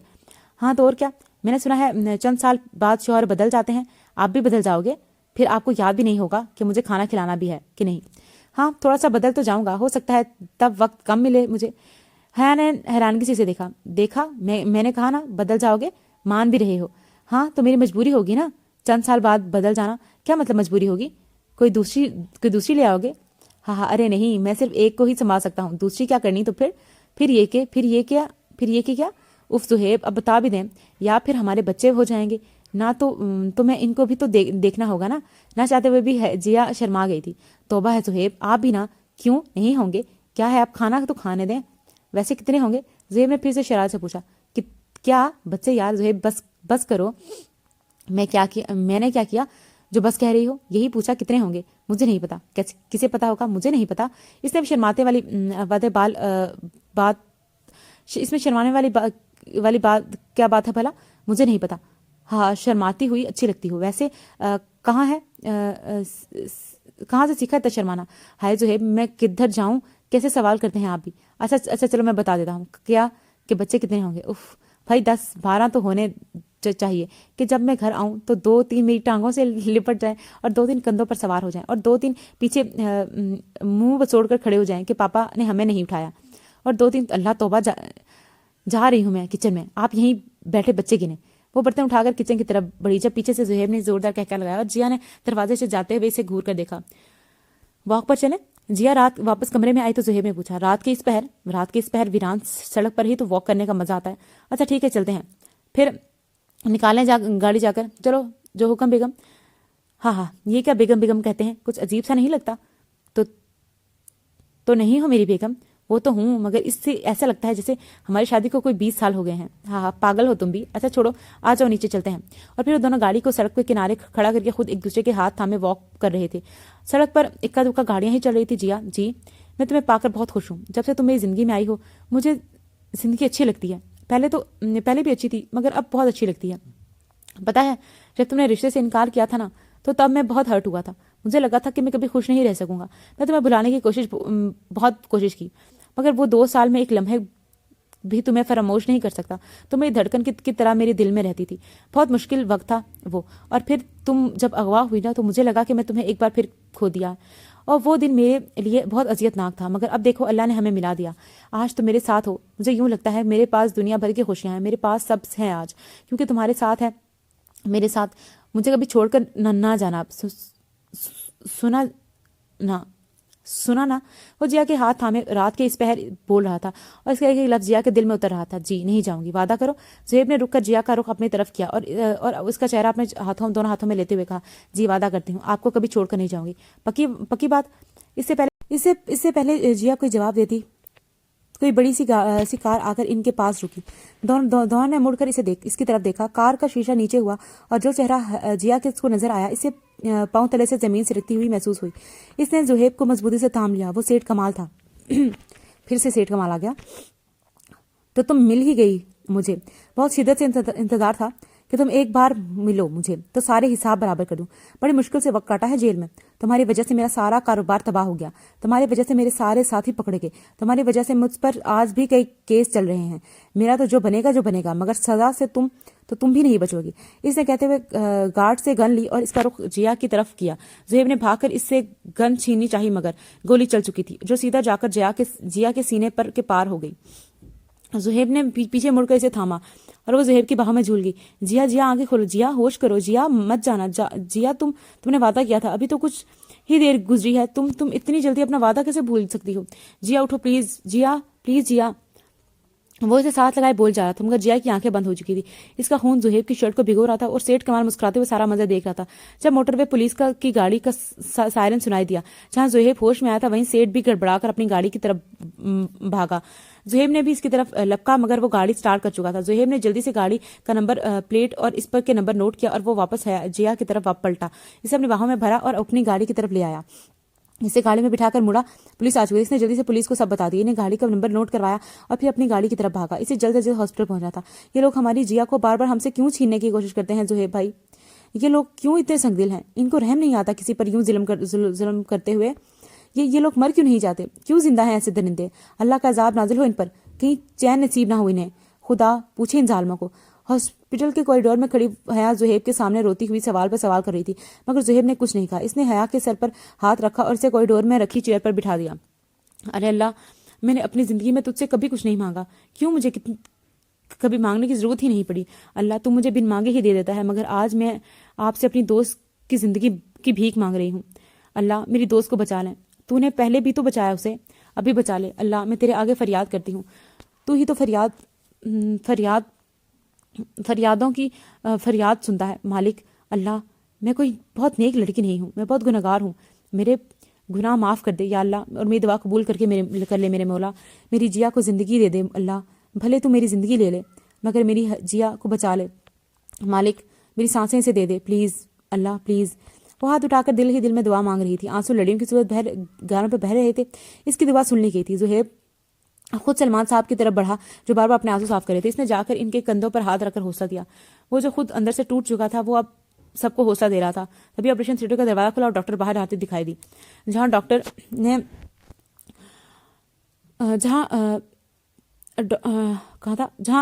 زہیب صاحب اور ڈاکٹر صاحب وہ جو اندر سے ٹوٹ چکا تھا اب سب کو حوصلہ دے رہا تھا. تبھی آپریشن تھیٹر کا دروازہ کھلا اور ڈاکٹر باہر آتے دکھائی دی. جہاں زہیب اور سلمان صاحب ان کی طرف بڑھے وہیں حیا بھی اٹھ کر ان کے پاس آئی. ڈاکٹر صاحبہ میری دوست ٹھیک ہے نا. اسے کچھ نہیں ہوا نا. نا پلیز بتا نا وہ ٹھیک تو ہے نا. حیا تیز بولتی پوچھ رہی تھی. حیا ڈاکٹر کو تو کچھ بولنے دو. زہیب نے اسے ٹوکا. آپ نے بہت اچھا کیا جو انہیں فوراً ہسپتال لے آئے. یہ تم ہسپتال لکھا تھا لیکن میں ہاسپٹل پر کبھی ہسپتال لکھا تھا. میں بار بار میں ہاسپٹل لکھو ہسپتال پڑ جاتی ہوں غلطی سے. ہم نے آپریشن کر کے گولی نکال دی ہے. اللہ کا شکر ہے کہ گولی دل کو چھو کر گزری ہے ورنہ ہم کچھ نہ کر سکتے. وہ صبح تک ہوش میں آ جائیں گی. آپ لوگ دعا کریں. ڈاکٹر میں سے مل سکتا ہوں کیا. نہیں ابھی وہ روم میں شفٹ نہیں ہوئی. آپ انتظار کریں. ڈاکٹر کہتی ہوئی آگے بڑھ گئی اور سب کی اٹکی ہوئی سانسیں بحال ہوئی. کسی کو کھو دینے کا تصور واقعی بہت جان لیوا ہوتا ہے اور یہ سب نے جان لیا تھا. حیا نے آہستہ سے ہاسپٹل کے کمرے کا دروازہ کھولا اور جیا کے بیڈ کی طرف قدم بڑھائے. وہ آکسیجن ماسک پہنے آنکھیں موندے لیٹی تھی. بائیں ہاتھ پر ڈرپ کی سوئی پیوز تھی اور خون قطرہ قطرہ اس کی جسم میں اتر رہا تھا. حیا اس کے پاس آ کر رکی, اینک کے نیچے سے آنسو صاف کیا اور جھک کر اس کے ماتھے کو چوما. پاس پڑی چیئر پر بیٹھ گئی اور ڈرپ لگا ہاتھ اپنے ہاتھ میں لیا. آج میں بہت خوش ہوں جیا, اللہ نے میری دعا سن لی. تم میرے پاس ہو اس وقت, اگر تمہیں کچھ ہو جاتا نا تو ہم جیتے جی مر جاتے. حیا نے اس کے ہاتھ اپنے ہونٹوں سے لگاتے کہا. حیا, جیا کو ہوش آ رہا تھا اور اس کی آنکھیں بند کیے ہی حیا کا نام پکارا, بالکل ایسے ہی جیسے حیا نے اس کا پکارا تھا. تیرے سانسوں سے میری سانسیں جڑی ہیں, تیرے درد سے مجھے درد ہوتا ہے او یارا. جیا تم ٹھیک ہو نا؟ حیا کے پوچھنے پر اس نے آنکھوں سے اشارہ کیا ٹھیک ہوں. وہ بھی بول نہیں پا رہی تھی, کہیں درد تو نہیں؟ حیا نے فکر مندی سے پوچھا, جبکہ جیا نے آنکھیں بھیگ گئی. اس کی محبت دیکھ کر وہ ایک بار پھر موت کے منہ سے واپس آئی تھی. وہ اپنے سے دور نہیں, وہ اپنوں سے دور نہیں جانا چاہتی تھی, مگر اسے دور کرنے کی کوشش کی گئی تھی. رو کیوں رہی ہو جیا؟ جیا نے آہستگی سے آکسیجن ماسک اتارا. جیا یہ کیا کر رہی ہو, ماسک کیوں اتار رہی ہو؟ میں بہتر محسوس کر رہی ہوں حیا, تم فکر نہ کرو. او اللہ کا بہت بہت شکریہ, تم ٹھیک ہو, تمہیں کچھ ہوا تو نہیں؟ حیا, جب تک میری زندگی میں میرے چاہنے والوں کی دعائیں نہ ہیں نا, مجھے کچھ بھی نہیں ہو سکتا. تم, زہیب, میری ماں باپ سب ہے میرے پاس, مجھے کچھ ہو ہی نہیں سکتا. جیا بالکل ہلکی آواز میں باتیں کر رہی تھی. آنسو خود بخود آنکھوں سے رواں تھے. حیا نے آگے بڑھ کر اس کی آنکھوں صاف کی. اچھا اب رو نہیں, تمہاری طبیعت مزید بگڑ نہ جائے. اب نہیں رونا, سنا تم نے؟ حیا نے اسے مصنوعی خفگی سے کہا اور جیا نے ہلکا سا مسکرا کر اس بات میں سر ہلایا. اگر اجازت ہو تو ہم اپنی بیگم سے شرف ملاقات حاصل کر لیں. ہماری بہن کا تو قبضے ہی جما کر بیٹھ جاتی ہے ہماری بیگم پر. زہیب کمرے میں آتا ہوا گویا ہوا. ارے زہیب بھائی, آپ کو اجازت کی کیا ضرورت بھلا بھائی, آپ کی ہی بیگم ہے, وہ بھی ساری کی ساری, کوئی کیسے قبضہ کر سکتا ہے؟ شکریہ. اب ایسا کرو, انکل کے ساتھ گھر چلی جاؤ اور کچھ کھا پی لو جا کر. رات سے ایک ہی ڈرٹ تھی تمہاری کہ جیا کو جب تک ہوش نہیں آتا میں کچھ نہیں کھانا پینا. جی چلتی ہوں, آپ سنبھالیے اپنی بیگم کو, بیچاری اداس ہو گئی ہے آپ کے بغیر. حیا نے شرارت سے کہا اور کمرے سے باہر نکل گئی, جبکہ زہیب ہنستے ہوئے جیا کی طرف متوجہ ہوا. کیسی ہو جیا؟ زہیب نے اس کے ماتھے پر آئے بال پیچھے کرتے ہوئے پوچھا. ٹھیک ہوں, وہ لوگ پکڑے گئے ہیں, اب پولیس تمہارا بیان بھی لے گی, انہیں ان کے کیے کی سزا ضرور ملے گی. اب تم جلدی سے ٹھیک ہو جاؤ, میں تمہیں اس حال میں نہیں دیکھ سکتا. زہیب نے آہستہ سے کہا اور جیا نے مسکرا کر جواب دیا. ایک ماہ بعد. کب ختم ہوگا, تھوڑا سا رہ گیا. وہ 14ویں کی رات تھی, مکمل چاند آسمان پر جگمگا رہا تھا. یہ منظر ہمیشہ دل کو بھاتا تھا, اسی لیے وہ ٹیرس پر اسے دیکھنے آ گئی تھی. تبھی زہیب آتا اور پیچھے سے اسے گرد بازو حمائل کرتے خود کے قریب کرتا ہے. چاند دیکھا جا رہا ہے؟ ہاں, مجھے بہت اچھا لگتا ہے پورا چاند. ہمیں تو فرصت ہی نہیں چاند کو دیکھنے کی. کیوں جی؟ ہم تمہیں دیکھیں یا چاند کو؟ ہاں آپ بھی نا. ہاں تو اور کیا. اچھا چھوڑیں مجھے. کیوں چھوڑوں؟ چھوڑیں نا. کیوں؟ اف زہیب, ہاں نا بتاؤ بھی, کیوں چھوڑوں اپنی بیگم کو؟ مجھے شرم آتی ہے. ہاں, شوہر سے کیسی شرم پاگل؟ مجھے نہیں پتا. اچھا لو, چھوڑ دیا. زہیب بازو ہٹاتے ہوئے اس کے سامنے آیا اور چاند کی روشنی میں جیا کا چہرہ اور بھی پرنور لگا تھا, جو زہیب کے دل سے میں اتر رہا تھا. میں تمہارا دل چاند کی روشنی میں اور بھی پیارا لگتا ہے. آپ کو تو ہمیشہ ہی لگتا ہے. آج زیادہ لگ رہا ہے. آپ یہ بھی ہمیشہ ہی کہتے ہیں. اچھا تو پھر اجازت ہے. مگر جیا نظریں جھکا گئی کھڑی ہوئی. بولو بھی, مجھے نہیں پتا, بہت تنگ کرتے ہیں آپ مجھے. ہاں, اس کا مطلب اجازت ہے. زہیب نے شرارت سے کہا اور جھک کر اس کے دل پر اپنے لب رکھ دیے اور جیا نے بے اختیار اپنی آنکھیں بند کر لی اور چاند یہ منظر دیکھ کر مسکرایا تھا. وہ کوئی آدھی رات کا وقت تھا. لاؤنج کی ساری لائٹس آف تھی, صرف ٹی وی اسکرین کی روشنی میں تھی جس پر کوئی ہارر مووی پلے ہو رہی تھی. زہیب ہاتھ میں پاپ کارن کا باؤل پکڑے صوفے پر بیٹھا, جبکہ جیا اس کے کندھے پر سر ٹکائے بڑے انہماک سے مووی دیکھ رہی تھی. بار بار آنکھیں بند ہونے لگتی, مگر مووی اتنی انٹرسٹنگ تھی کہ وہ نیند کو جھڑک دیتی. کیسی ہے مووی؟ زہیب نے پوچھا. اچھی ہے. کافی پئیں؟ لو جی. مووی کے درمیان میں چھوڑ کر جانا, ایسے تو مزہ نہیں آئے گا. جیا نے اعتراض ہوا. تو بریک لگا دیتے ہیں نا مووی کو, کافی بنا لیتے ہیں, پھر دیکھتے ہیں. بڑی طلب ہو رہی ہے کافی کی یار. تو بنائے گا کون؟ زہیب صاحب, مجھ سے میں ہمت نہیں. جیا نے جمائی روکتے ہوئے کہا. اچھا تو میں بنا دیتا ہوں. آپ؟ ہاں, تو مجھے کون سا کافی بنانی نہیں آتی. ہاں تو مجھے کون سا بنانی نہیں آتی, وہ تو تم ہو کہ تمہیں کہہ دیتا ہوں, ورنہ مجھے بہت اچھی کافی بنانی آتی ہے. اچھا جی, تو جائیں پھر بنائیں. میں انتظار کرتی ہوں اور بریک لگا دیں مووی کو. اچھا ابھی بنا کر لاتا ہوں, انتظار کرو. وہ کافی بنانے کے لیے کچن میں چلا گیا. اسے کافی بنانا تب سے آتی تھی جب وہ 2 سال اس گھر سے دور رہا تھا, مگر اسے اپنے کچن میں آج پہلی بار بنا رہا تھا, اس لیے اسے ہر چیز ڈھونڈنے میں وقت لگ رہا تھا. 5 منٹ میں تیار ہونے والی کافی اس نے 20 منٹ میں بمشکل تیار کی تھی. دل ہی دل میں خود کو کوس بھی رہا تھا کہ کیا ضرورت تھی بیگم کے سامنے شوخیاں مارنے کی. اسے کچن میں بلا بھی نہیں سکتا تھا, آخر مرد کی عزت کا سوال تھا. وہ کافی بنا کر لانچ میں لے کر آیا. مووی بریک پر ہی تھی, مگر जिया साहिबा सोफे पर टेक लगाए सो चुकी थी। इसने इसे देखा और खुद पर अफसोस हुआ कि इतनी देर लगा दी कि वो सो गई। इसने एक आवाज़ दी इसे, मगर वो ना उठी। इसने कुछ सोचे होते हुए कप टेबल पर रखा और जिया की तरफ मुड़ा। इसे आगे बढ़कर बाहों में उठाया और सीढ़ियां चढ़ने लगा। इसे लाकर बेड पर लटाया, चेहरे से बाल पीछे हटाए, इस पर कंबल उड़ा, झुककर इसके माथे पर प्यार किया और फिर नीचे कॉफ़ी पीने आ गया। जिया की कॉफ़ी इसने वापस किचन में रख दी और अपनी ख़त्म करके ऊपर सोने के लिए बढ़ा। वो दोनों आज लॉन के बजाय लिविंग रूम में ही खेल रहे थे और सब के सुकून में खलल डाल रहे थे। बिया और अमन सोफे पर बैठे होमवर्क कर रहे थे। जब वो दोनों सोफों के गिर्द घूमते एक दूसरे को पकड़ने की कोशिश कर रहे थे। हमजा आगे भाग रहा था और हया इसके पीछे पीछे। जब बिया और अमन इनके शोर से तंग आकर घूर कर नहीं देखा, मगर वहां परवाह किसे थी।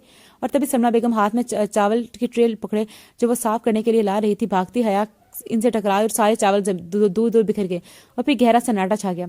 हाय हया, दुर फिटे मुंह, सारे चावल का सत्यानाश कर दिया। अरे कमबख्त, आज तो मुझे बता ही दे कि तूने कब बड़े होना है। हाय रब्बा, मैं किधर जाऊं, क्या करूं इस लड़की का, सारा दिन बच्ची बनी रहती है बच्चे के साथ। अरे लोगों की बच्चियां देखी हैं, इस उम्र में अपनी सुलझी हुई होती हैं कि माँ को जरा भी फिक्र नहीं होती कि सारा घर संभाल रखता है और कुछ नहीं तो जिया से ही सीख लेती। कितनी समझदार बच्ची है, कभी कोई उल्टी सीधी हरकत नहीं की। देखा इसे कितनी तमीज से बात करती है, कितने इखलाक वाली बच्ची है। मजाल है जो माँ को कभी तंग किया हो। और एक ये मेरे घर का में 2 नमूने पैदा हो गए हैं। अल्लाह जाने क्या बनेगा इनका। सलमा बेगम तो तब ही गई थी आज और वो दोनों मुजरिमों की तरह इनके सामने हाथ बांधे खड़े थे। वो बिया को फर्श साफ करने का कहकर गुस्से में बोलती किचन में दोबारा चावल लेने चली गई थी और ये नहीं जानती थी कि एक दिन वो हमजा और हया की इन शरारतों को तरस जाएंगी। क्यों इनके साथ भी लगता है कोई ट्रेजेडी होगी। दरवाजे जोर से मतलब धड़म से खुला था और हया की आमद हुई थी। ज़ुहैब सामने ही सीढ़ियों से उतर रहा था। दरवाजे की आवाज़ पर इसके कानों को हाथ लगाए। हया मेरी बहन, तुम एक काम क्यों नहीं करती? हुक्म करें ज़ुहैब भाई, तुम आने से पहले मुझे कॉल कर दिया करो या सिर्फ मैसेज मिस्ड कॉल कर दिया करो कि मैं आ रही हूँ, तो मैं दरवाज़ा तुम्हारे लिए खोल कर रख दूंगा ताकि कान सलामत रहे। अरे नहीं ज़ुहैब भाई, आपको ऐसे ही ज़हमत होगी। मुझे बिल्कुल अच्छा नहीं लगेगा कि मेरा बड़ा भाई मेरे लिए दरवाज़ा खोले। आप ऐसा करें, अपने घर का दरवाज़ा ही उतार कर रख दें। ना होगा दरवाज़ा, ना मैं ज़ोर से खोलूंगी। कैसा आइडिया है? ने रसाने से कहा। हाँ हया, तुम नहीं सुधरोगी कभी नहीं। जो सुधर जाए वो हम नहीं। हया ने फ़ख्र से बाल पीछे करते हुए कहा। हाँ, तुम जैसी चीज़ें कहाँ सुधरा करती हैं। शुक्रिया मोहतरम भाई जान। अब ये बताएं मुझे कि आपकी बीवी प्लस महबूबा कहाँ है? ये किसकी महबूबा की बात हो रही है? किचन में आती हया जिया ने पूछा। अरे जिया, ज़ुहैब भाई अपनी किसी पुरानी महबूबा की बात कर रहे थे तो मैंने पूछा कि अब वो किधर होती हैं। और ज़ुहैब तो हया को देखता ही रहेगा। तौबा कोई लड़की, क्यों मेरी बीवी को भड़का रही हो मेरे खिलाफ? क्यों मेरा हंसता बसता घर खराब करने पर तुली हो? जिया, इसकी बातों पर बिल्कुल एतबार मत करना। जिया हंसते हुए सब सुन रही थी जब ज़ुहैब ने वहां से जाने में ही आफियत जानी।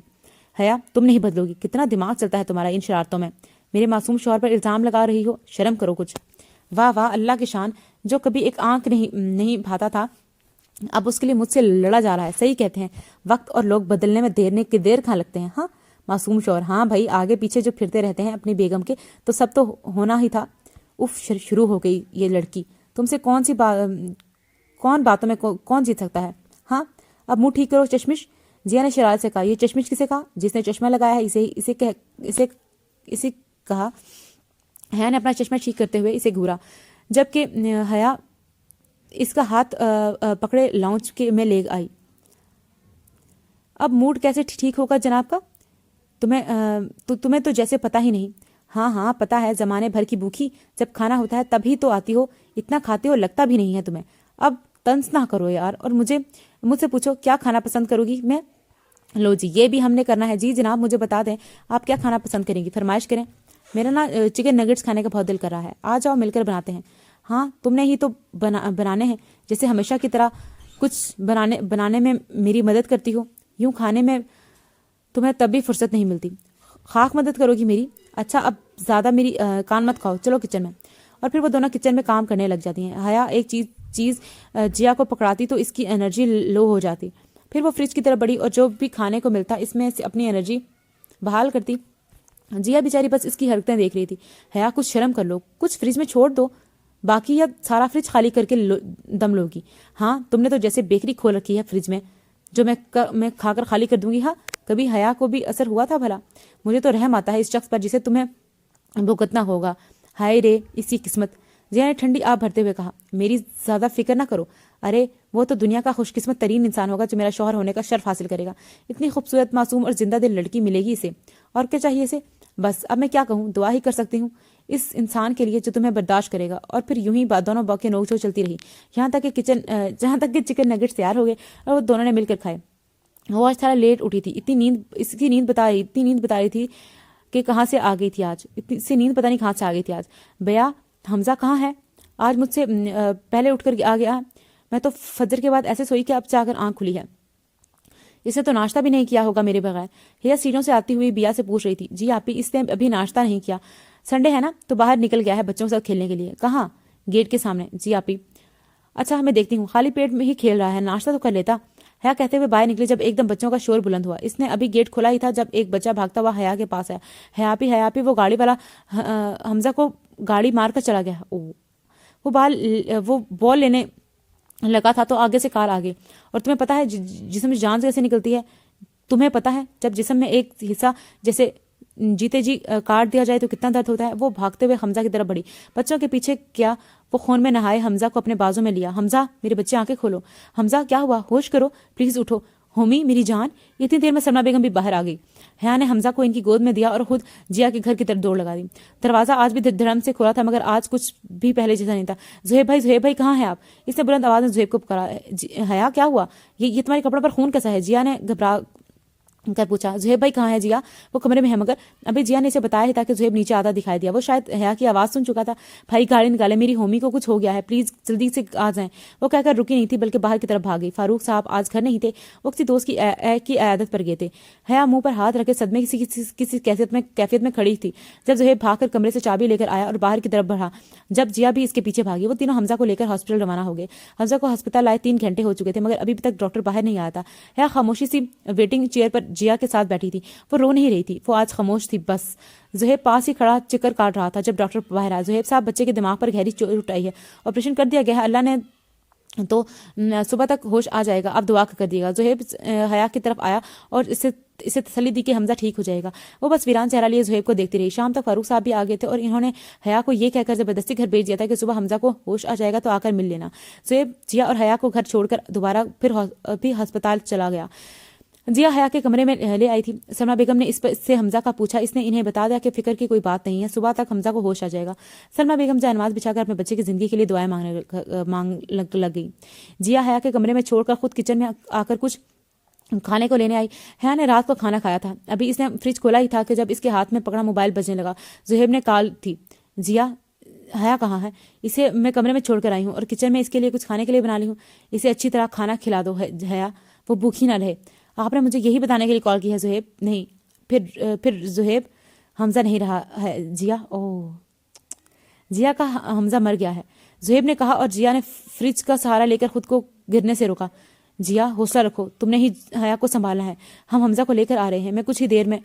زہیب نے کہہ کر فون بند کر دیا اور جیا کانپتے ہاتھوں کے ساتھ کھانا نکالنے لگی. کھانے کی ٹرے لے کر وہ کچن سے نکلی جب اس کی نظر مسلح پر بیٹھی سلمہ بیگم پر پڑی. جیا نے بے اختیار آنکھیں کرب سے میچ لی. وہ بوجھل قدم اٹھاتی سیڑھیاں چڑھنے لگی.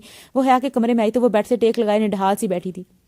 جیا اس کے پاس بیٹھی اس کے انتظار کرنے کے باوجود اسے کھانا کھلاتی رہی. میرے ہومی کو کچھ ہوگا تو نہیں نا, وہ ٹھیک تو ہو جائے گا نا جیا؟ اور جیا نے بہت تکلیف سے اسے دیکھا.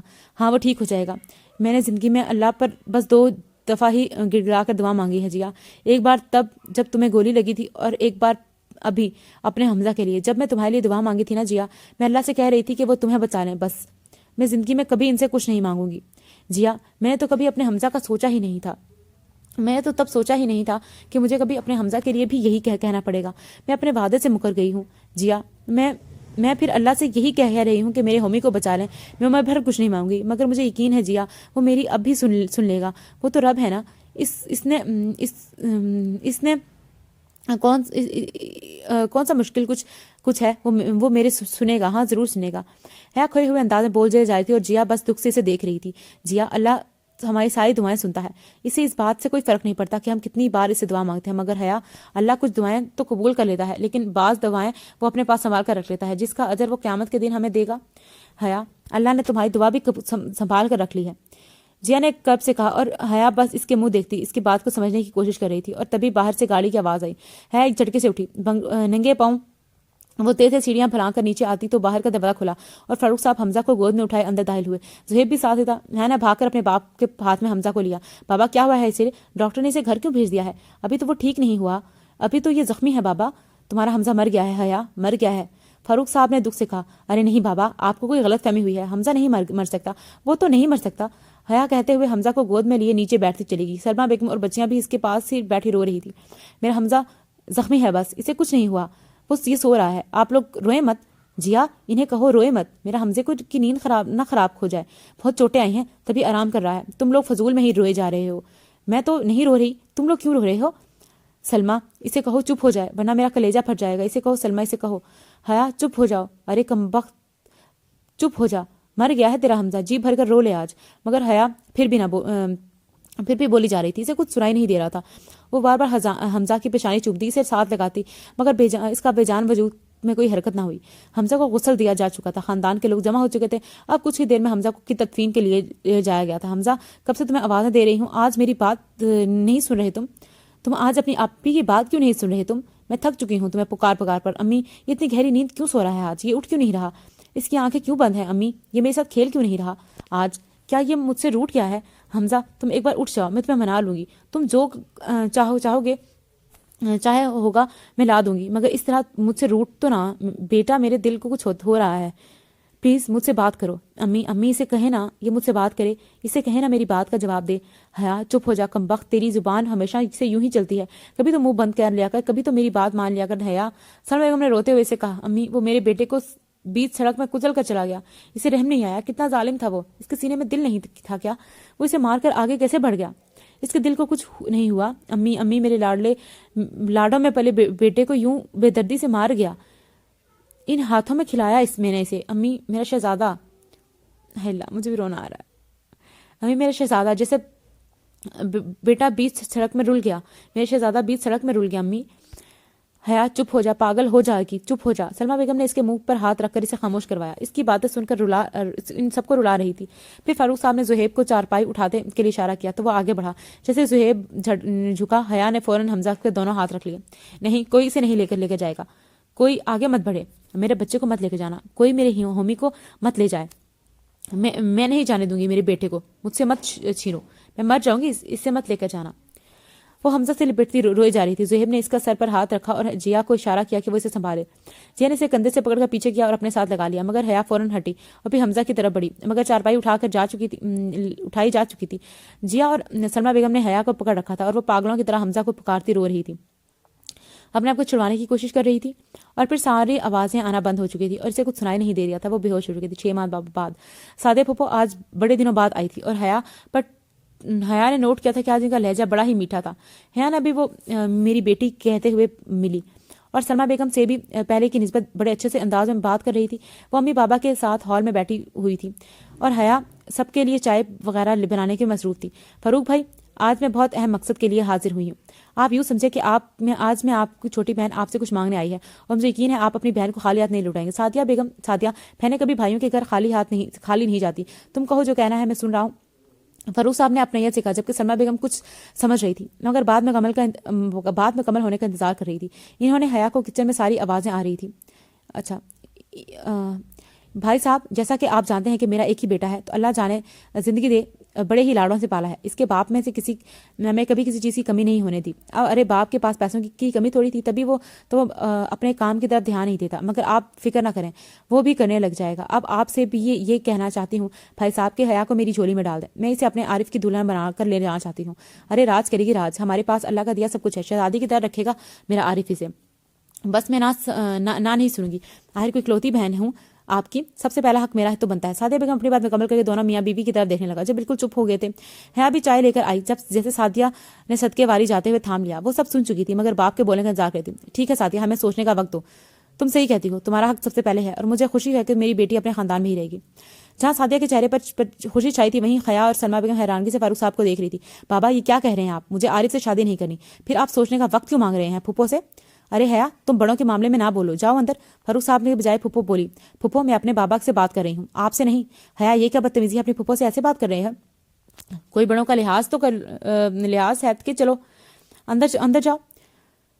جاؤ یہاں سے, مجھے تم سے بہتر پتا ہے تمہارا حق میں کیا اچھا ہے. فاروق صاحب غصے سے بولے, نہیں بابا, میں یہاں سے نہیں جاؤں گی, یہاں میری زندگی کا فیصلہ ہو رہا ہے, میرا یہاں ہونا ضروری ہے. میں بتا دوں آپ کو بابا, میں عالف سے کسی صورت شادی نہیں کروں گی. آپ بھی سن لیں پھپھو. حیا نے اپنا فیصلہ سنا دیا. حیا, اس سے پہلے کہ میرا ضبط جواب دے جائے, یہاں سے چلی جاؤ. تمہیں عالف سے شادی کرنی ہوگی, یہ تمہارے باپ کا فیصلہ ہے, تمہیں قبول کرنا ہوگا. آپ میری شادی ایک آوارہ اور شرابی سے کروا دیں گے بابا. آپ اپنی بہن کی محبت میں اتنا اندھے ہو سکتے ہیں, کیسے ہو سکتے ہیں کہ اپنی بیٹی کو کوئی قربان کر دیں؟ سب لڑکے جوانی میں ایسے ہی ہوتے ہیں حیا, وقت گزرنے کے ساتھ ساتھ سب ٹھیک ہو جاتا ہے. جب شادی کے بعد ذمہ داری بڑھتی ہے نا, سب سدھر جاتے ہیں. عارف بھی ٹھیک ہو جائے گا اور تم اس کے ساتھ بھوکی نہیں مرو گی. تمہیں بہت پیسہ ہے اس کے باپ کے پاس, اگر عالف نہیں کماتا تو تمہیں کوئی مسئلہ نہیں ہوگا. نہیں بابا, آپ میرے ساتھ ایسا نہیں کر سکتے. اور پپو, آپ کو اپنے نکمے اور جاہل بیٹے کے لیے میں ہی نظر آئی تھی, اور کوئی نہیں ملی آپ کو. میں مر جاؤں گی مگر آپ کے بیٹے سے کبھی شادی نہیں کروں گی. ارے دنیا جہان کی برائی ہے اس میں, شرابی جواری کہیں کا میرے لیے ہی رہ گیا تھا. آپ کی اتنی ہمت ہی کیسے ہوئی کہ میرا رشتہ مانگنے کی اس کے لیے؟ ایک اچھی تربیت تو کر نہیں سکی آپ اس کی, اور چلی ہیں آپ اس کی دلہن بنانے. لوگوں کی بیٹیاں اتنی فالتو نکی ہیں کہ آپ جیسے لوگوں کے بگڑے بیٹوں کے سدھارنے کا انتظار کریں اور سدھرتے ان کی ساری جوانی کھا جائیں. ہاں حیا ایسا نہیں ہونے دے گی. حیا کو اپنے لیے لڑنا آتا ہے. آپ جائیں, جا کر اپنی نکمی اولاد کے لیے کسی اور کا دروازہ کھٹکائیں. حیا بلند آواز میں بولتی جا رہی تھی جب فاروق صاحب غصے سے اٹھے اور حیا کو پہ در پہ 2-3 تھپڑ مار دے. کتنی لمبی زبان ہے تیری, میری گھر آئی بہن کی بے عزتی کرتی ہے, بے غیرت اولاد, تمہیں تو اب میں سدھاروں گا. فاروق صاحب حیا کو مارتے ہوئے بول رہے تھے جب سلمہ بیگم نے بھاگ کر حیا کو چھڑایا. کیا کر رہے ہیں آپ فاروق؟ جوان بیٹی کو یوں مارتا ہے کوئی, اور میرا بھی یہی فیصلہ ہے. سن لیں آپ دونوں, میری بیٹی اگر نہیں چاہتی تو اس کا ساتھ آپ زبردستی نہیں کریں گے. میں ماں ہوں اس کی, جنم دیا ہے میں نے اسے. اس کی زندگی کا فیصلہ میری مرضی کے بغیر نہیں ہو سکتا. میں اپنی بچی کی زندگی برباد نہیں ہونے دوں گی. میں اس کے ساتھ ہوں. اور فاروق, میں نے ساری عمر آپ کے فیصلوں کا احترام کیا ہے, کبھی آپ کے آگے نہیں بولی, مگر میں اپنی بیٹی کے لیے بولوں گی. اگر آپ نے میری بیٹی کو نہ مانی تو میں اس گھر کو ہمیشہ کے لیے چھوڑ کر چلی جاؤں گی. پھر رکھنا اپنی بہن کو راضی. سلمہ بیگم نے سب سے پر اپنی بات واضح کر دی اور کندھے کے ساتھ روتی حیا کو پکڑ کر اندر لے گئی. فاروق صاحب کچھ بھی نہیں بول سکے. وہ سلمہ کو گھر سے جانے نہیں دے سکتے تھے. آخر وہ ان کی 4 بچوں کی ماں تھی. وہ اس وقت کچن میں اپنے لیے چائے بنا رہی تھی. اسے چائے پسند نہیں تھی, مگر جب سر میں درد ہوتا تو پی لیتی, ورنہ نہیں. سلمہ بیگم اپنے کمرے میں سو رہی تھی جب عارف چلتا ہوا کچن میں آیا. تم نے میرے رشتے سے انکار کیوں کیا حیا جو کہ کام میں مصروف تھی, اس کی آواز پر ایک دم پلٹی. میرا حق تھا انکار کرنا, سو میں نے اپنا حق استعمال کیا ہے. آپ کو کوئی مسئلہ, کیا برائی ہے مجھ میں؟ ہاں بولو. ہاں یہ کہیں کہ کیا برائی نہیں آپ میں آج آپ جیسے جاہل انسان سے شادی نہیں کر سکتی. عورت ذات سے بات کرنے کی کیا بھی تمیز نہیں. اچھا تم بڑی تمیزدار ہو. میری ماں کی جو بے عزتی کی ہے وہ بھول گئی. یہی پوچھنے آیا ہوں تمہاری جرت بھی کیسے ہوئی میری ماں سے اس طرح بات کرنے کی؟ ان کو ان کی تربیت کے تانے دے کر بولو. جب کوئی عزت کی زبان نہ سمجھے تو اپنی زبان بھی تبدیل کرنی پڑتی ہے. اور ابھی تو میں نے پھپھو کو بہت لحاظ دیا ہے, ورنہ نہ جانے میں کیا کر جاتی. آخر بار کہہ رہی ہوں, مجھ سے شادی کرنے پر راضی ہو جاؤ. میں کچھ بول کر تمہیں اپنا لوں گا. حیا کب میں چائے ڈال کر پلٹی. میں انکار کر چکی ہوں اور 100 بار بھی کہوں گی تو انکار ہی کروں گی. آپ جائیں یہاں سے. حیا اپنی بات مکمل کر کے چائے کی طرف بڑھی جب عارف نے اس کی کلائی مضبوطی سے پکڑ کر اپنی طرف بھیجا. کیا بدتمیزی ہے عارف, تو سمجھتی کیا ہے خود کو؟ کس بات کا غرور ہے تجھے؟ کیا ہے تم میں؟ کون سی چیز تمہیں ٹکنے نہیں دیتی؟ تم ہو کیا چیز؟ بتاؤ کیا ہو تم؟ عارف غصے سے غرا رہا تھا اور حیا اپنی کلائی چھڑوانے کی ناکام کوشش کر رہی تھی. ہاتھ چھوڑے میرا, مجھے میری بات کا جواب دو. میرا ہاتھ چھوڑو گھٹیا انسان. نہیں چھوڑوں گا, میں کہتی ہوں ہاتھ چھوڑو میرا. نہیں چھوڑوں گا. کیا کر لو گی تم؟ حیا نے ایک نظر شیلف میں پڑی گرم چائے کی طرف دیکھا اور ایک لمحے ضائع کیے بنا دوسرے ہاتھ میں کپ اٹھایا اور ساری چائے عارف کے منہ پر گرا دی. یہ کر لوں گی میں. اور عارف کراتا ہوا پیچھے ہٹا, سن کی طرف گیا اور پانی کے چپٹے منہ پر مارنے لگا. حیا نام ہے میرا, مجھے اپنے نام کی لاج رکھنا آتی ہے. پہلے بھی کہا تھا تمہاری ہمت بھی کیسے ہوئی مجھے ہاتھ لگانے کی. ابھی تو اسی وقت دفعہ ہو جاؤ یہاں سے, ورنہ اس سے بھی برا کروں گی تمہارے ساتھ. تم ہمیشہ یوں ہی میری تجزیل کرتی آ رہی ہو حیا. میری ماں کو بھی نہیں بخشا تم نے, میرے رشتے سے انکار کر دیا. عارف ان کو انکار کیا تم نے. اس دن بھی تم نے اپنے کزن کے ساتھ تھپڑ مار دیا مجھے, اور آج تو تم نے حد ہی کر دی, میرے منہ پر گرم چائے گرا دی. تم اب مجھ سے بچ کر دکھاؤ حیا. ایک بات کر کے جواب دوں گا میں تمہیں. سارے حساب نہ برابر کیے تو عارف نام نہیں میرا.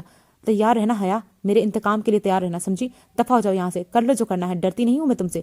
تم خبیث انسان, تم سے اچھی کی امید بھی نہیں کی جا سکتی. دیکھ لوں گا تمہیں حیا. Get out. حیا زور سے چلائی اور بڑبڑاتی ہوئی باہر نکل گیا. حیا نے شیلف کا سہارا لیا, گہرے سانس لیتی. وہ خود کو نارمل کرنے کی کوشش کر رہی تھی. دوپہر کا وقت تھا, بچیاں بھی اسکول سے نہیں آئی تھی. سلمہ بیگم کو صبح سے سعدیہ کے گھر سے کال آ گئی تھی کہ ان کی طبیعت ٹھیک نہیں ہے. وہ وہیں گئی ہوئی تھی. حیا کام وغیرہ سے فارغ ہو کر اب سو رہی تھی جب فون کی گھنٹی بجی، زور زور سے بجنے لگی. اس نے پہلے تو کاٹ دیا مگر وہ مسلسل بج رہا تھا. اس نے اکتا کر کال کاٹ دی. آپ حیا بات کر رہی ہیں؟ جی. آپ کون؟ آپ کو یہ بتانے کے لیے کال کی ہے کہ آپ کی والدہ کا ایکسیڈنٹ ہو گیا ہے, آپ شہر کے ہسپتال میں جلدی سے پہنچ جائیں. وہ جھٹکے سے اٹھ کر بیٹھی. کال بند ہو چکی تھی. اس نے جیا کا نمبر ڈائل کیا. اس نے زہیب کو پوچھا تو اس نے بتایا کہ وہ آفس میں ہے ابھی.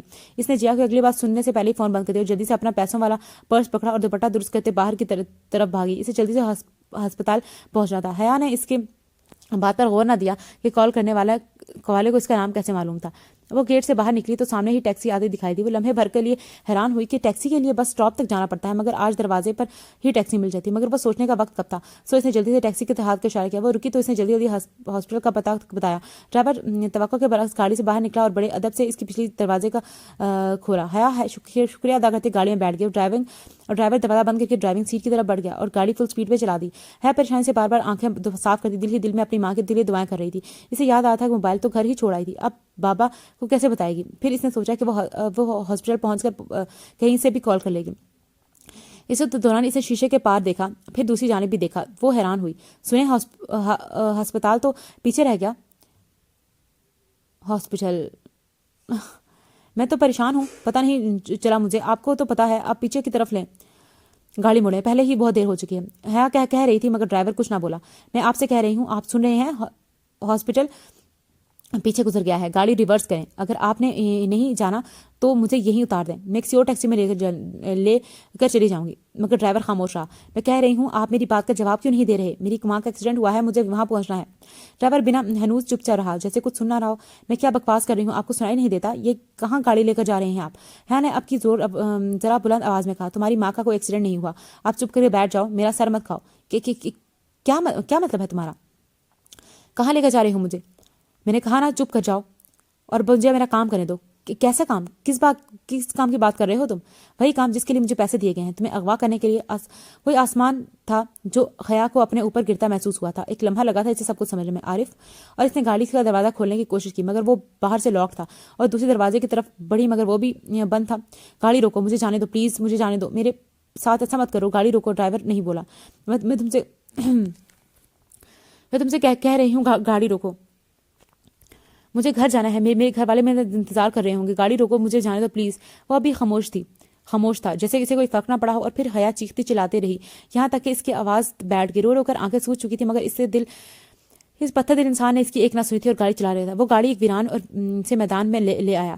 حیا نے باہر ونڈو سے دیکھا تو سامنے ہی عارف اپنی گاڑی کے ساتھ کھڑا تھا. حیا نے نفرت بھری نگاہ اس پر ڈالی اور رخ پھیر لیا. ڈرائیور نے گاڑی اس کے قریب جا کر روکی, باہر نکلا. حیا والی سائڈ کا دروازہ کھولا اور خود پیچھے ہٹ گیا. عارف نے آگے بڑھا اور حیا کو زور سے کھینچ کر باہر نکالا. ذلیل گھٹیا انسان, چھوڑ دو مجھے.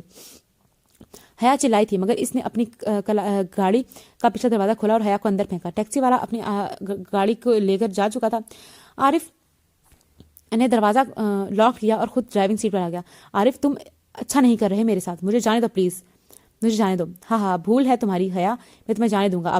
ابھی ہی وہ وقت آیا ہے بدلے لینے کا اور تمہیں چھوڑ دوں, ایسا کبھی نہیں ہوگا. تم ایسا کیسے کر سکتے ہو عارف؟ میں تمہارے ہی خاندان کی لڑکی ہوں, تم اپنے خاندان کی عزت کو یوں بدنام کرو گے کیا؟ میں تمہارے سگے ماموں کی بیٹی ہوں, کچھ تو لحاظ کرو. مجھے اب کچھ نہیں, مت سمجھاؤ. میرے ساتھ وہ سب کرنے سے پہلے سوچا تھا تم نے, اور تم نے کون سا لحاظ کیا تھا؟ میں تمہاری سگی پھپھو کا بیٹا ہوں, تم نے تو میری ماں کا بھی لحاظ نہیں کیا تھا. اب تم جو بھی کہہ لو مجھ پر کوئی چیز اثر نہیں کرنے والی. تمہیں اللہ کا واسطہ ہے عارف, مجھے گھر جانے دو پلیز. میں تمہارے آگے ہاتھ جوڑتی ہوں, ایسا ظلم مت کرو. تم عمر بھر بچتاتے رہو. یہی چاہتا ہوں میں حیا کہ تم میرے آگے رو گڑ گڑاؤ. میں تمہیں ایسے ہی ٹوٹتے ہوئے دیکھنا چاہتا ہوں. میں تمہارا غرور توڑنا چاہتا ہوں. مگر تم نے تو بڑی جلدی بہت ہمت ہار تھی. تم وہی حیا ہو نا جو مجھے بڑھ چڑھ کر باتیں کرتی تھی, میری جواری شرابی آوارہ کہتی تھی نا. دیکھو آج میرے آگے فریاد کری ہے. ہاں مگر ابھی تو کھیل شروع ہوا ہے. ابھی تو تمہیں بہت رونا ہے. ابھی تو میں تمہیں بہت رونا ہے, بہت تڑپانا ہے. ابھی تمہیں سزک کر مر جاؤ کہ تمہیں بہت مان تھا نا اپنے نام پر. کیا کہتی تھی تم؟ کہ حیا نام ہے میرا. ہاں تمہارا وہ خچر کروں گا کہ تم اپنا نام لیتے ہوئے بھی شرم آئے گی. تم دیکھتی جاؤ بس. وہ بولتا جا رہا تھا اور حیا کے جسم میں تو جیسے جان ہی نہیں رہی تھی. اس کے ہاتھ پاؤں ٹھنڈے ہو رہے تھے. اس سے اپنا سر گھومتا ہوا محسوس ہو رہا تھا. عارف میں تم سے اپنے رویے کی معافی مانگتی ہوں. میں سب کے سامنے تم سے معافی مانگنے کو تیار ہوں, مگر مجھے گھر جانے دو پلیز, مجھے جانے دو. نانا حیا بی بی, اب معافی تلافی کا وقت گزر چکا ہے. اب انتقام کا وقت آیا ہے, صرف انتقام. تم کہاں لے کر جا رہے ہو مجھے؟ بہت دور, جہاں تمہارے ماں باپ کبھی تم تک نہ پہنچ سکے. وہاں پر تم ہوگی اور میں, بغیر نکاح کے. ہاں نہیں تمہیں اللہ کا واسطہ ایسا نہیں کرو گے، ایسا نہیں ہوگا۔ حیا بار بار فریاد کر رہی تھی، مسلسل بولنے کی وجہ سے اس کی آواز بمشکل نکل رہی تھی، مگر وہ مست سا گاڑی ڈرائیو کر رہا تھا۔ مجھ سے کوئی واسطہ اثر کرے گا، جتنا مرضی بول لو، مجھے تم پر رحم نہیں آنے والا۔ نفرت کرتا ہوں میں تم سے، شدید نفرت، اور اب تم اس نفرت کی آگ میں جلو گی۔ عارف، تمہیں آخری دفعہ کہہ رہی ہوں، مجھے آزاد کر دو۔ اس دفعہ حیا نے کہا تو اس کی آواز میں ایک عجیب سی کی مضبوطی، جیسے وہ اسے وارن کر رہی ہو، مگر عارف نہ سمجھا۔ تم جتنی بار مرضی کہہ رہے لو، میں جو ٹھان چکا ہوں وہ کر کے ہی دم لوں گا۔ اور حیا نے واقعی ہی اسے آخری دفعہ کہا تھا۔ عارف ابھی بھی بول رہا تھا۔ حیا نے زور سے اپنی آنکھیں صاف کی، اپنے سر سے دوپٹہ اتارا، اسے رسی کی انداز میں لپٹا اور پھر اسے اپنے پیچھے سے عارف کی گردن میں ڈال کر اسے کھینچ لیا، اسے اپنی طرف کھینچا۔ وہ ایک دم گھبرا گیا اور چھڑوانے کی کوشش کرنے لگا، مگر وہ ڈرائیو کر رہا تھا، اس سے چھڑوایا نہ گیا۔ ہاں میں کہا تھا حیا نام ہے میرا۔ ہاں میں حیا تھا۔ ہاں میں نے کہا تھا اپنے نام کی لاج رکھنا آتی ہے۔ ہاں میں رکھوں گی اپنے نام کی لاج۔ اگر منتیں کر رہی تھی تو اس کا مطلب یہ نہیں تھا کہ میں کمزور ہوں یا تم سے ڈر گئی ہوں، بلکہ میں تمہیں موقع دے رہی تھی کہ خود کو بچا لو مجھ سے۔ حیا تم جیسے مردوں سے نہیں ڈرتی، حیا صرف اللہ سے ڈرتی ہے۔ گھٹیا عورت، چھوڑو مجھے، میں اتنی آسانی سے نہیں مروں گا، تجھ سے انتقام لے کر مروں گا، نہیں چھوڑوں گی، مار دوں گی یا مر جاؤں گی۔ میں کہا نا مجھے اپنے نام کی لاج رکھنا آتی ہے۔ حیا نے اس کی گردن پر مزید بڑھاؤ ڈالا، مگر اتنا نہیں کہ اس کی سانس رک جائے۔ وہ اب بھی اسے موقع دے رہی تھی۔ اگر مجھے یہیں اتار دو تو میں تمہیں چھوڑ دوں گی، تمہیں نہیں روکوں گا گاڑی، میں اپنی ضد پوری کر کے رہوں گا، میں تمہیں برباد کر کے رہوں گا۔ مگر اس نے موقع گوا دیا تھا۔ حیا نے پوری قوت سے دوپٹہ اپنی طرف کھینچا اور پھر عارف کی گرفت اسٹیئرنگ پر کمزور ہوئی اور گاڑی خود ہی دائیں جانب ہونے لگی، اور پھر سامنے سے آتے ٹرک سے ٹکرائی تھی اور گول گول گھومتی سڑک کی دائیں طرف گرتی چلی گئی تھی۔ 1 ماہ بعد ہاں 1 ماہ سے ہاسپٹل میں تھی۔ پہلے 3 دن تک ڈاکٹرز اس کے ہوش میں آنے کا انتظار کرتے رہے، اور پھر انہوں نے جو خبر دی وہ حیا کے چاہنے والوں کو ہلا کر رکھ گئی۔ حیا کوما میں جا چکی تھی اور ڈاکٹر کا کہنا تھا کہ ایسے مریض کے بارے میں کچھ نہیں کہا جا سکتا۔